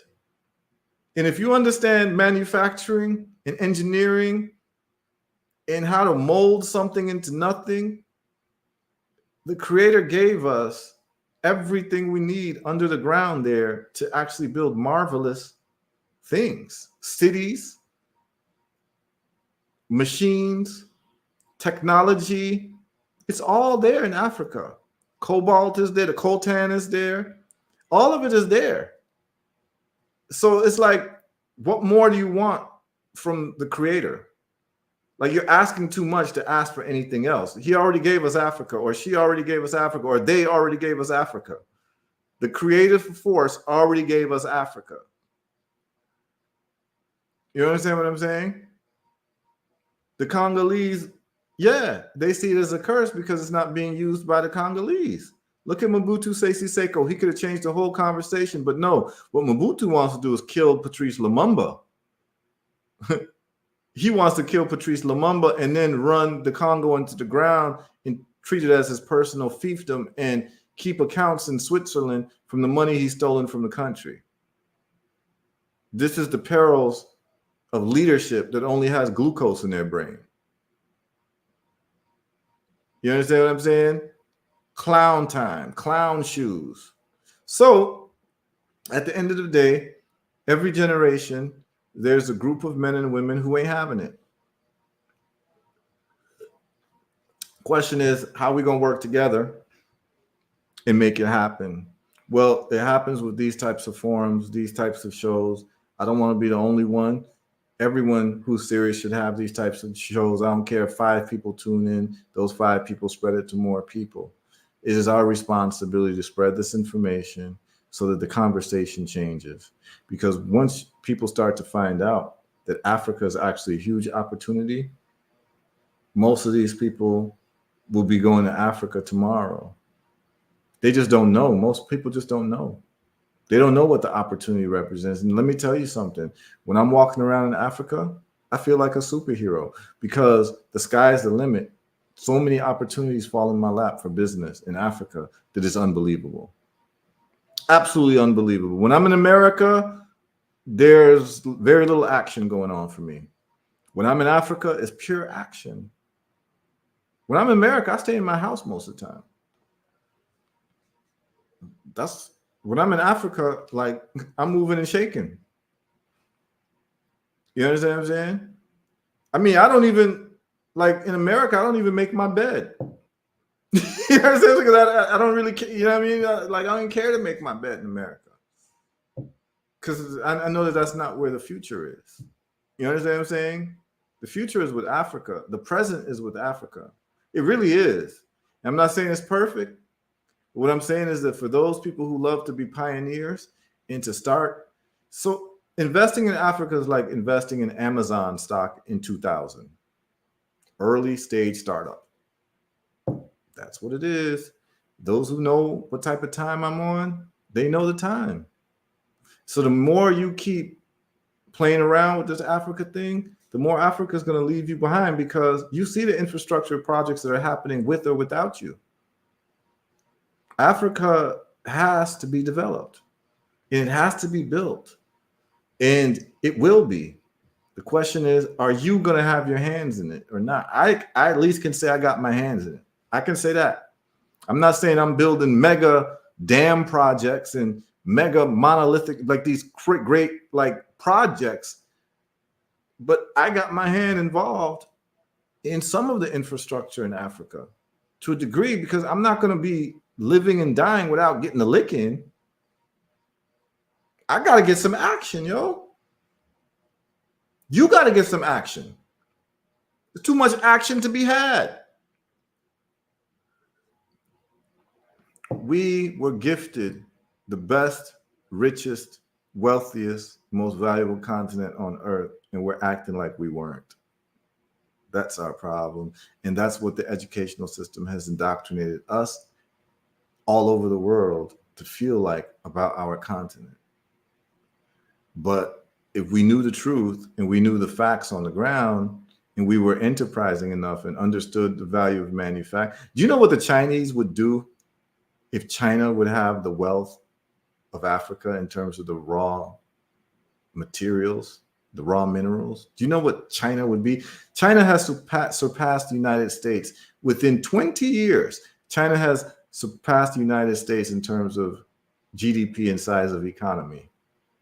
Imagine if China would have had the raw materials of Africa, how much bigger their economy would be compared to the United States. They would be unstoppable for any foreseeable future. So now imagine if Africa and African leaders one by one, like they're raised as kids and they know what the homework assignment is. From 10 years old to when they became president of a country, they knew that the homework assignment was to marshal the raw materials of Africa, never allow them to be exported outside of Africa. Like there should be no unfinished goods that leave Africa.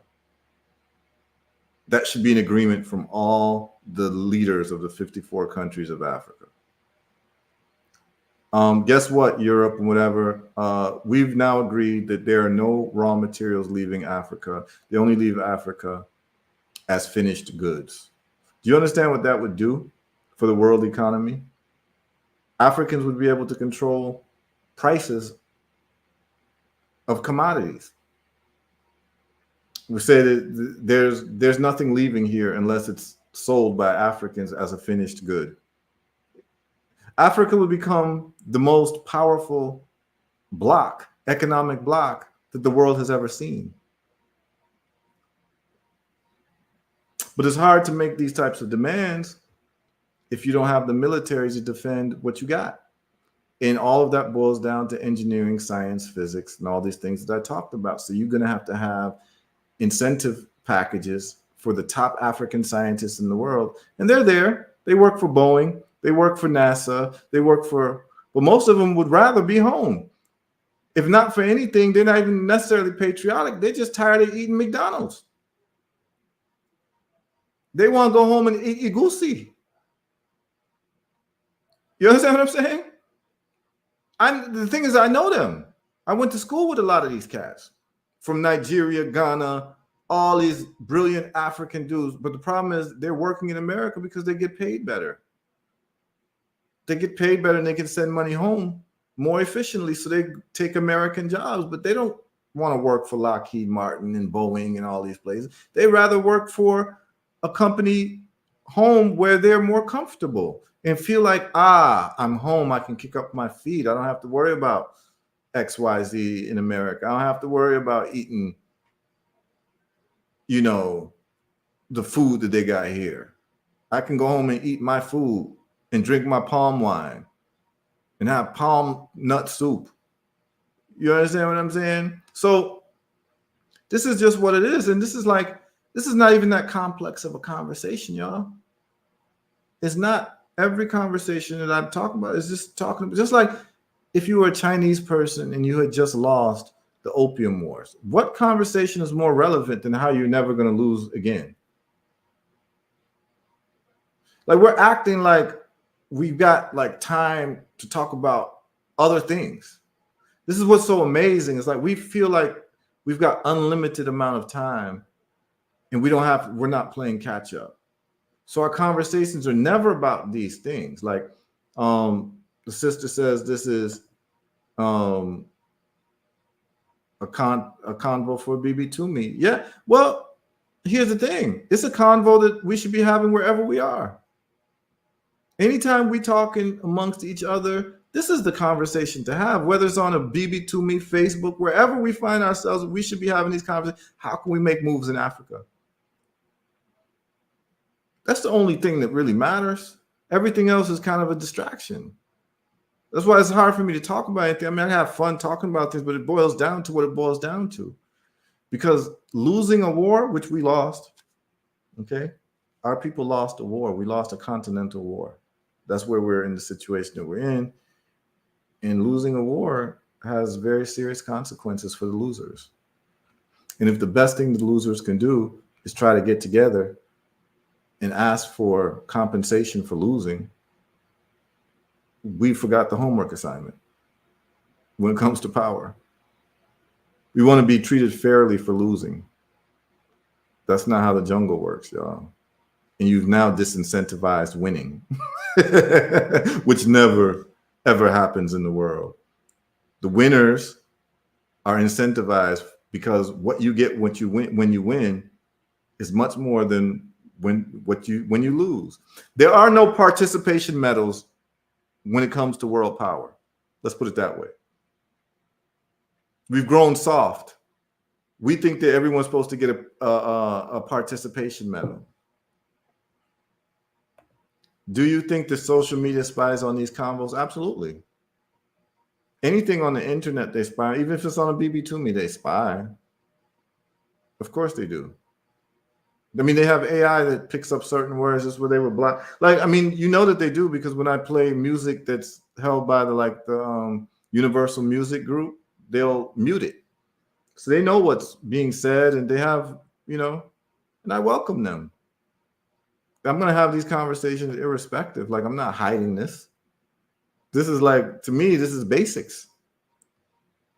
This is basics. And we just, like, until we're able to have our own internet systems and whatever, expect that you're being listened to. Listen, I'm not committing no crime. I'm not whatever. If they want to do whatever they're going to do, they're going to do it. Like, I've lived a good enough life that I don't have to live in fear. Like, death is not the worst thing that could happen to me. You understand what I'm saying? Like, I've had a great life. So at this point, I only want to do things that are heroic, irrespective of the consequences. And I felt like this since I was 20, but I've actually lived and had great experiences in life that, like, I'm the last person that should be scared. You should be scared if you never, like, had great experiences in life and you're waiting for those experiences. But I've had great times. I've lived probably the lives of 3 men. Like, really. You understand what I'm saying? So for me, I'm ready to go out in a blazing fire of greatness and heroic activity. That's what you want to do with your life. You know what I'm saying? Because these are the people who I study. Those are the biographies I read. That's the biographies I watch. So who would I be to be less than these people? What's the point of reading about these great people if you aren't going to rise up to the occasion because you think that maybe people are listening to you? Listen all you want. You all ain't going to hear nothing that doesn't make sense. Like, you talking to an African who wants Africa to be developed and competitive. I'm not talking about China being competitive. I'm not talking about, no, I'm talking about my continent being developed. You can go deal with your thing. I want to deal with mine. I want to make sure that our women and children are taken care of under the rubric of African hegemony, because that would be the best lives. And if you don't, and if you've never been to Africa, you don't know what it feels like. You don't know what it feels like to be truly free. And even though we don't have it all together on the continent with leadership, but you definitely feel freer and you feel what the possibilities are when you're there and everything is running smooth. There's nothing more beautiful than walking down the street in Africa in the middle of the day. There's nothing more beautiful there. And you're like, I'm here. I'm on my continent, because you don't know how much of what it feels like to be a stranger in another person's land.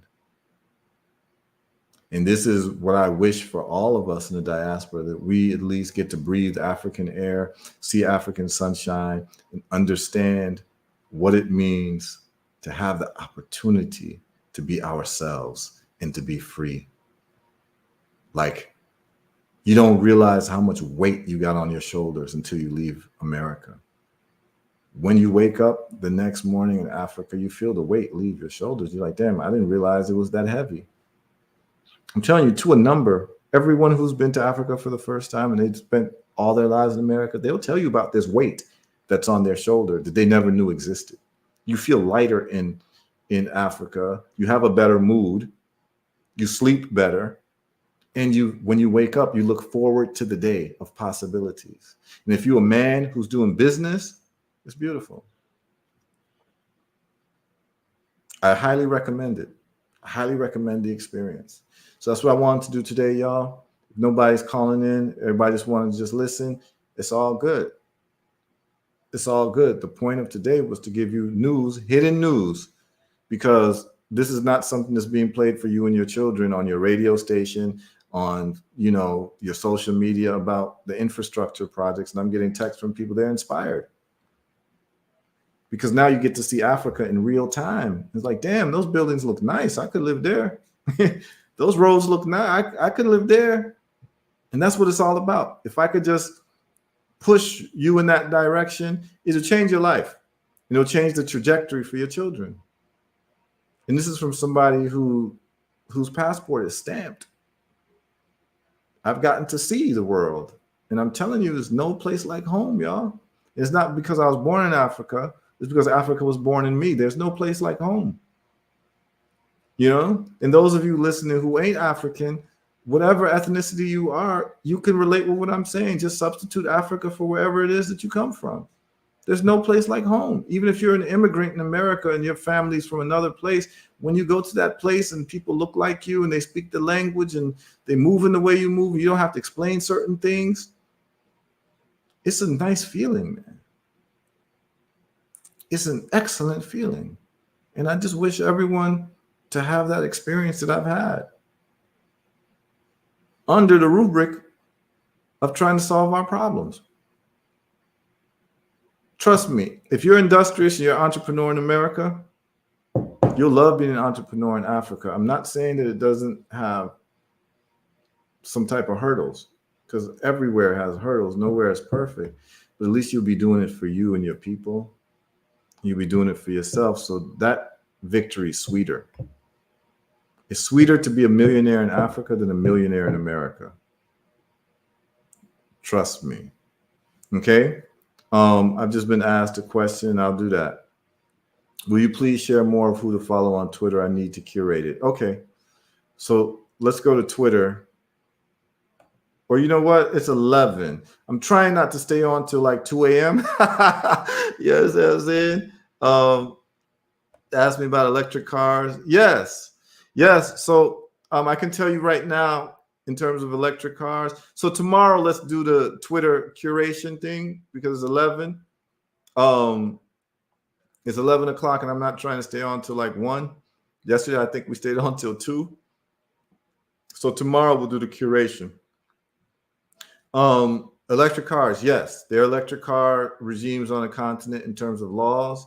And in Rwanda, you can ship an electric car to Rwanda and pay no duties. So they're trying to build that whole electric car industry. And they have charging stations in Rwanda. I've seen charging stations there, and I'm not surprised that they would have them in Kenya as well, because Kenya is quite technologically advanced, particularly the city of Nairobi. But I know for a fact in Rwanda, because I looked at the laws, you could ship your electric car, because I have an electric vehicle and I was looking to ship it to Rwanda possibly. And the problem with importation to Africa is they can get very expensive. You see, when countries don't manufacture much, they have to rely, they don't have a business tax base.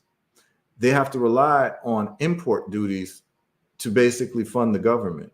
That's why import duties in like Caribbean countries are crazy. In African countries are crazy. I've referenced it in Barbados. I know this for a fact. It might be the same in Jamaica or whatever, but I know for a fact in Barbados, the import duties is the price of the vehicle. You understand what I'm saying? So if you have a $30,000 car, you've got to pay another $30,000 for that car to clear customs.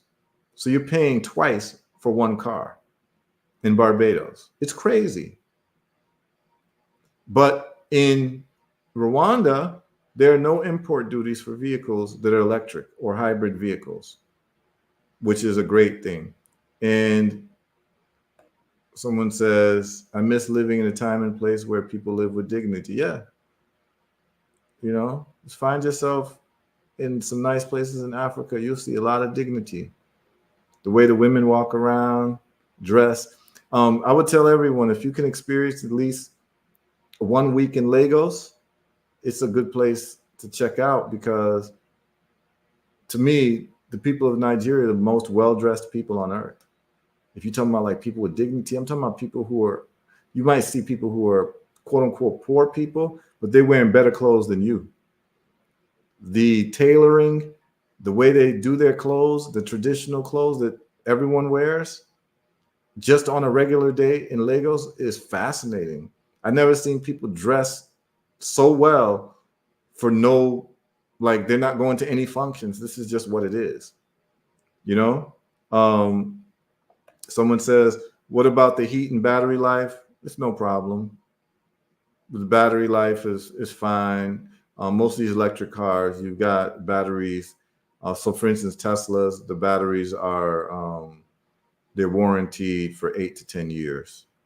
So in the heat, you know, they're made to be able to withtake the heat. I live in Florida and it gets hot and I have no problems with heat. Actually, the batteries do worse when it's cold, not when it's hot. They drain quicker when it's cold, not when it's hot. Yeah, I'm just playing some of these. So yeah, what I'm going to do, so tomorrow, y'all, what we're going to talk about, we're going to do the Twitter curation. in terms of like how to curate your Twitter so that your feed is like serious people, accomplished people. Um, and it recalibrates your mind as well and the type of topics that you might get involved in. I'll show you the people I follow. You can curate your Twitter just like mine. And then I'll show you how to find fields of interest and how to do the search to get people that you follow. So Twitter for me is more like I'm passive on Twitter, except for the show that I have that plays on Twitter. I'm not on Twitter like stating my opinion. I'm actually on Twitter to learn from very accomplished people, astrophysicists, nuclear physicists, chemical engineers, business magnates, leaders of countries, them type of people. That's who's on my Twitter feed. So we're going to go through that tomorrow. And then also tomorrow we are going to go through the mind of a very, very serious sister. Her name is Maguette Wade. Okay. I'm going to play interviews from her. She is a sister from Senegal who's serious about African development. She has theories on African development and entrepreneurship. You don't have to agree with everything she's saying, but you need to hear her perspective and her articulation. So we're going to go through the mind of a sister named Maguette Wade tomorrow. She is very serious about African development from a step-by-step process. This isn't like pie in the sky. We need to get rid of these people. We need to get rid of the foreigners and colonizers and all that. No. She understands that you can talk like that, but if your strength don't meet your bravado, you just talking in the wind. So her whole thing is that Africa has to become a prosperous continent. And the only way it becomes prosperous is with entrepreneurship. And the only way you can have entrepreneurship is if you have rules and regulations that promote entrepreneurship. And she gives all types of examples, particularly examples that hit home for me because I've set up businesses in 3 different African countries, about to set up one in the 4th. So it's like there's a difference between people who do things, and she has businesses too, so she can talk about what she thinks needs to change and what can take Africa over the hump. And we're going to have a very robust conversation tomorrow. And these are types of conversations that matter. Invite your friends and family, the ones who are serious, because there are things happening on the African continent that you have no idea about, things that are bubbling, y'all, and great dynamic thinkers that you just don't know about. But they're there because we're dynamic people. They just don't have the spotlight on them through the social media that you basically have curated for you. Her name is Maguette, and the last name is Wade, Wade, a brilliant sister. And I don't introduce none of these people for you to agree with anything that they're saying. It's only to understand their perspectives and to integrate their thought process into yours and play around with their thoughts and be familiar with their arguments and to accept what sounds right and reject what doesn't sound right to you. But you have to be aware of these people. And I think that she's a sister. Her mind and her thought process needs to be studied. And so tomorrow is going to be, it's going to be fun. It's going to be real fun. These conversations are fun. We're going to have fun conversations about the things that she's saying. And she's talking. She's definitely soaking people with ism. She definitely is. I've learned a lot from listening to the sister. Again, she's from Senegal. I was actually communicating with her on Twitter the other day. I don't know her from nothing, but because I follow her on Twitter, people respond. So I typed to her something, she responded back. I'm like, it's nice meeting you. You understand what I'm saying? I followed your work. Big up. You know what I'm saying? So tomorrow will be the mind, analyzing the mind of Maguette Wade. Tomorrow, when we talk about entrepreneurship in Africa. And we're going to go through Twitter curation tomorrow. How do you curate your Twitter that you get the most out of your social media? And what you're going to find out is you ain't going to be interested in Instagram and Facebook or any of these other places. You might go there to post if you're doing business, but you won't be on there reading what people got to say, because why do you want to hear the thoughts of unaccomplished people? Like, really think about that. If you got a certain amount of hours to live, why would you want to hear the opinions of people who haven't accomplished much? You want to hear the opinions of people who have been successful in a way that you would like to be successful so that you can reverse engineer success. That's what I did when I learned about the stock market. I basically looked at the stocks that billionaires were investing in. Hell, I mean, if they're billionaires, they must know something about money. All I'm going to do is I'm going to cheat. I'm going to find out what they're invested in, and they'll tell you. That's the crazy thing. I'm going to find out what Nancy Pelosi's invested in. These politicians, listen, y'all, these politicians make $150,000 a year for their salary, but for somehow they've got net worths of $100 million. Why? How? It's because they're doing insider trading. They know what's going to happen to companies before because they're passing the laws that affect the companies, and they go in and put in their stock bets. There's a whole thing called the Pelosi trades. So all you do is find out, and it's her husband that does the trades, and her husband is worth like $1 billion because what he's been doing is using his wife's intelligence to make trades in the stock market. And on Twitter, people keep track of his trades. Paul Pelosi. Bet you didn't know that. So I follow his trades and I'll be like, oh, okay, I'm gonna buy stock in this. Paul Pelosi, he knows something. You understand what I'm saying? So it's like, yo, yeah, when they do options contracts, it's listed, they report it. But because we don't know this, we're losing. And because I'm able to invest in, that's why I can put up a factory here and there. You understand what I'm saying? I can go take trips to Africa here and there and do things. And I can live in Africa and make things happen because listen, I'm trying to game the system. I'm looking for the easiest route for me to make legal money. And the easiest route for you to make legal money is to reverse engineer the success of other people who've made legal money.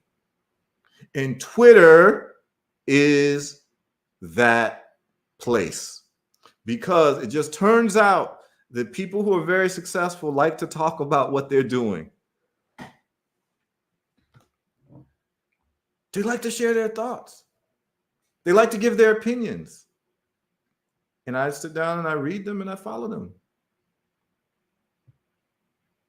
It's a cheat code, y'all. I mean, I can't even believe that it exists. That literally,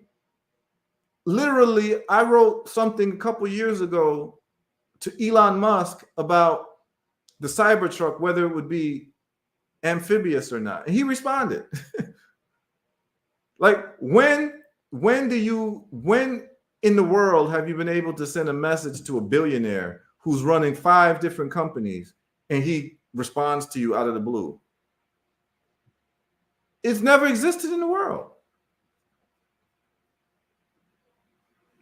I'm telling you, if you're into health, you can follow the best health experts. I'm talking about not medical, like in the medical complex. I'm talking about people who get results. You can follow them and you'll know more about health and certain vitamins and certain minerals and this and that more than anybody. It'll be a greater education in medical school. So if you mix now Twitter, a curated Twitter following in terms of who you follow, not what you want to say on Twitter, but what you want to read on Twitter. And you marry that with YouTube how-to channels. You can learn how to do anything through YouTube. I don't care if it's building a house. I don't care if it's connecting solar panels. Everything that I know ever since I stopped practicing law is from YouTube. All the things I know how to do is from YouTube. Building a factory, manufacturing solar panels. Like, you literally can go to YouTube and say how to manufacture solar panels from scratch. They have YouTube videos on it.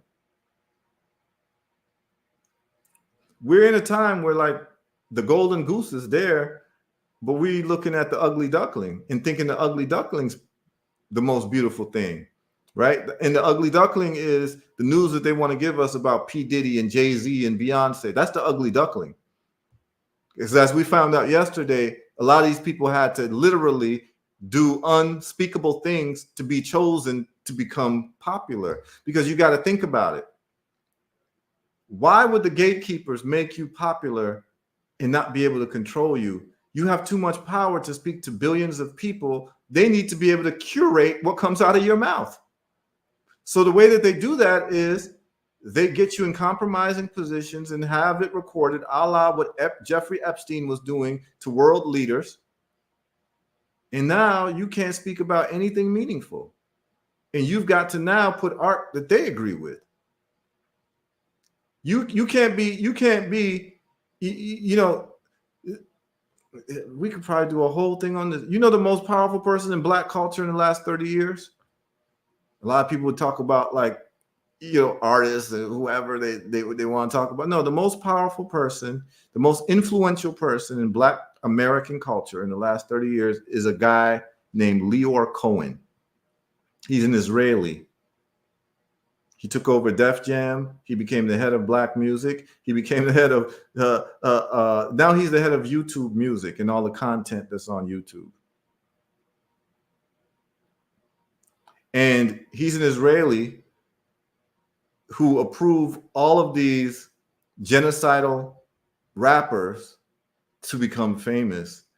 But you better believe he has no problem having them talk about shooting and killing niggas. But if you replace the word niggas with Israelis, that won't be allowed. Imagine a Black rapper making a song about how he likes to kill Israelis. He'll be banned. But killing each other, killing us, that's entertainment. They're letting you know how they feel about you by who they allow to be signed and become famous. So all of these famous people that we're obsessed with, they're manufactured. They have to go through a casting couch, y'all. And a lot of them have to have sex with pigs. We did that yesterday. If you all think I'm playing around, go to the live we did yesterday where I played the video of a music label owner and his experience with music labels and what the contract was and what his artists had to do. One of the options was you had to have sex with Pig and 11 other men, and it would be recorded so that they will have something on you that is unspeakable, so they'll always be able to control you. Why would you give people that much power to influence the minds of people if you can't control them? That's why your artists have no backbone. It has been manufactured that way. That's why Beyonce can go live and 1 billion people will follow her and watch what she has to say, which will be nothing profound because she's not allowed to. You understand what I'm saying? They're not allowed to. So really and truly, these people that our people like to worship, we should feel sorry for them because they had to do the unthinkable to be as famous as they are. And they're all living in a prison of fame and conditions for more people more powerful than them. But we act like these people are our royalty when they're not. They're the paupers of a invisible hand that we just don't know about. But I just named someone for you, Leor Cohen. Look him up. He's an Israeli. He will never have any songs about killing Israelis on the radio. Trust me. But we can have songs about killing Africans and people of African descent all day long. You understand? This is the world we're living in, but it's not the world we have to live in. First of all, I only pay attention to them to add to my worldview analysis. But I really don't pay attention to them because they're not important. The real important people are the people who build societies. And they don't get enough due. Do you know what it must be to be an engineer who's built bridges and dams and power systems, and your children worship a singer who talks about put a ring on it?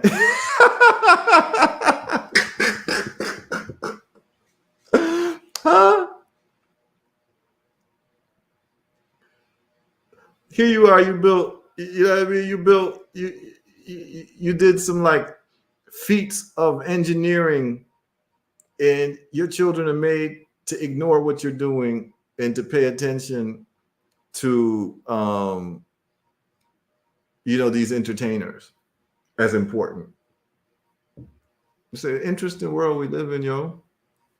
Leor Cohen, Lyor. Someone said, can you spell his name? Lowell, Lyor, and the last name Cohen, Cohen. He's been in it for a long, long time. And just do a little research, do a little knowledge on him, and you'll find out who he is. He's actually been responsible for controlling Black culture. He's curated for us our content. And he's made billions doing it. So give thanks to the people who tuned in. We'll be back tomorrow. It is 11:37. We've been on for about 3.5 hours. And I had a pleasure. I had a joy talking to you all. I know that you all got something out of it. I will remain consistent because there's a lot to talk about, a lot to share, a lot of fun, a lot of laughing, a lot of seriousness that we can have together. And, these are the conversations I have anyway. Why not just make them available for you and you can reference them whenever you want? But what I guarantee you is that when you tune into this program and this live, you're going to learn something that you didn't know the day before. Trust me on that. And the more that we collaborate with each other, we're able to share our results in our successes. And that's what it's all about. So give thanks for everyone tuning in. And as Lowell says, run them cash apps. If you found this to be helpful, inspiring in any way, and you want to share energy back, feel free to send the cash apps to $ Herbal Results if you found that this was empowering. It keeps us doing more. It keeps us inspired, knowing that people are actually getting something out of this. So people vote with their money. But if you don't have the money, that's fine. Just tune in. If you want to send a shout out and be like, Heru, the show was great. That's a great exchange of energy too. That's reciprocity.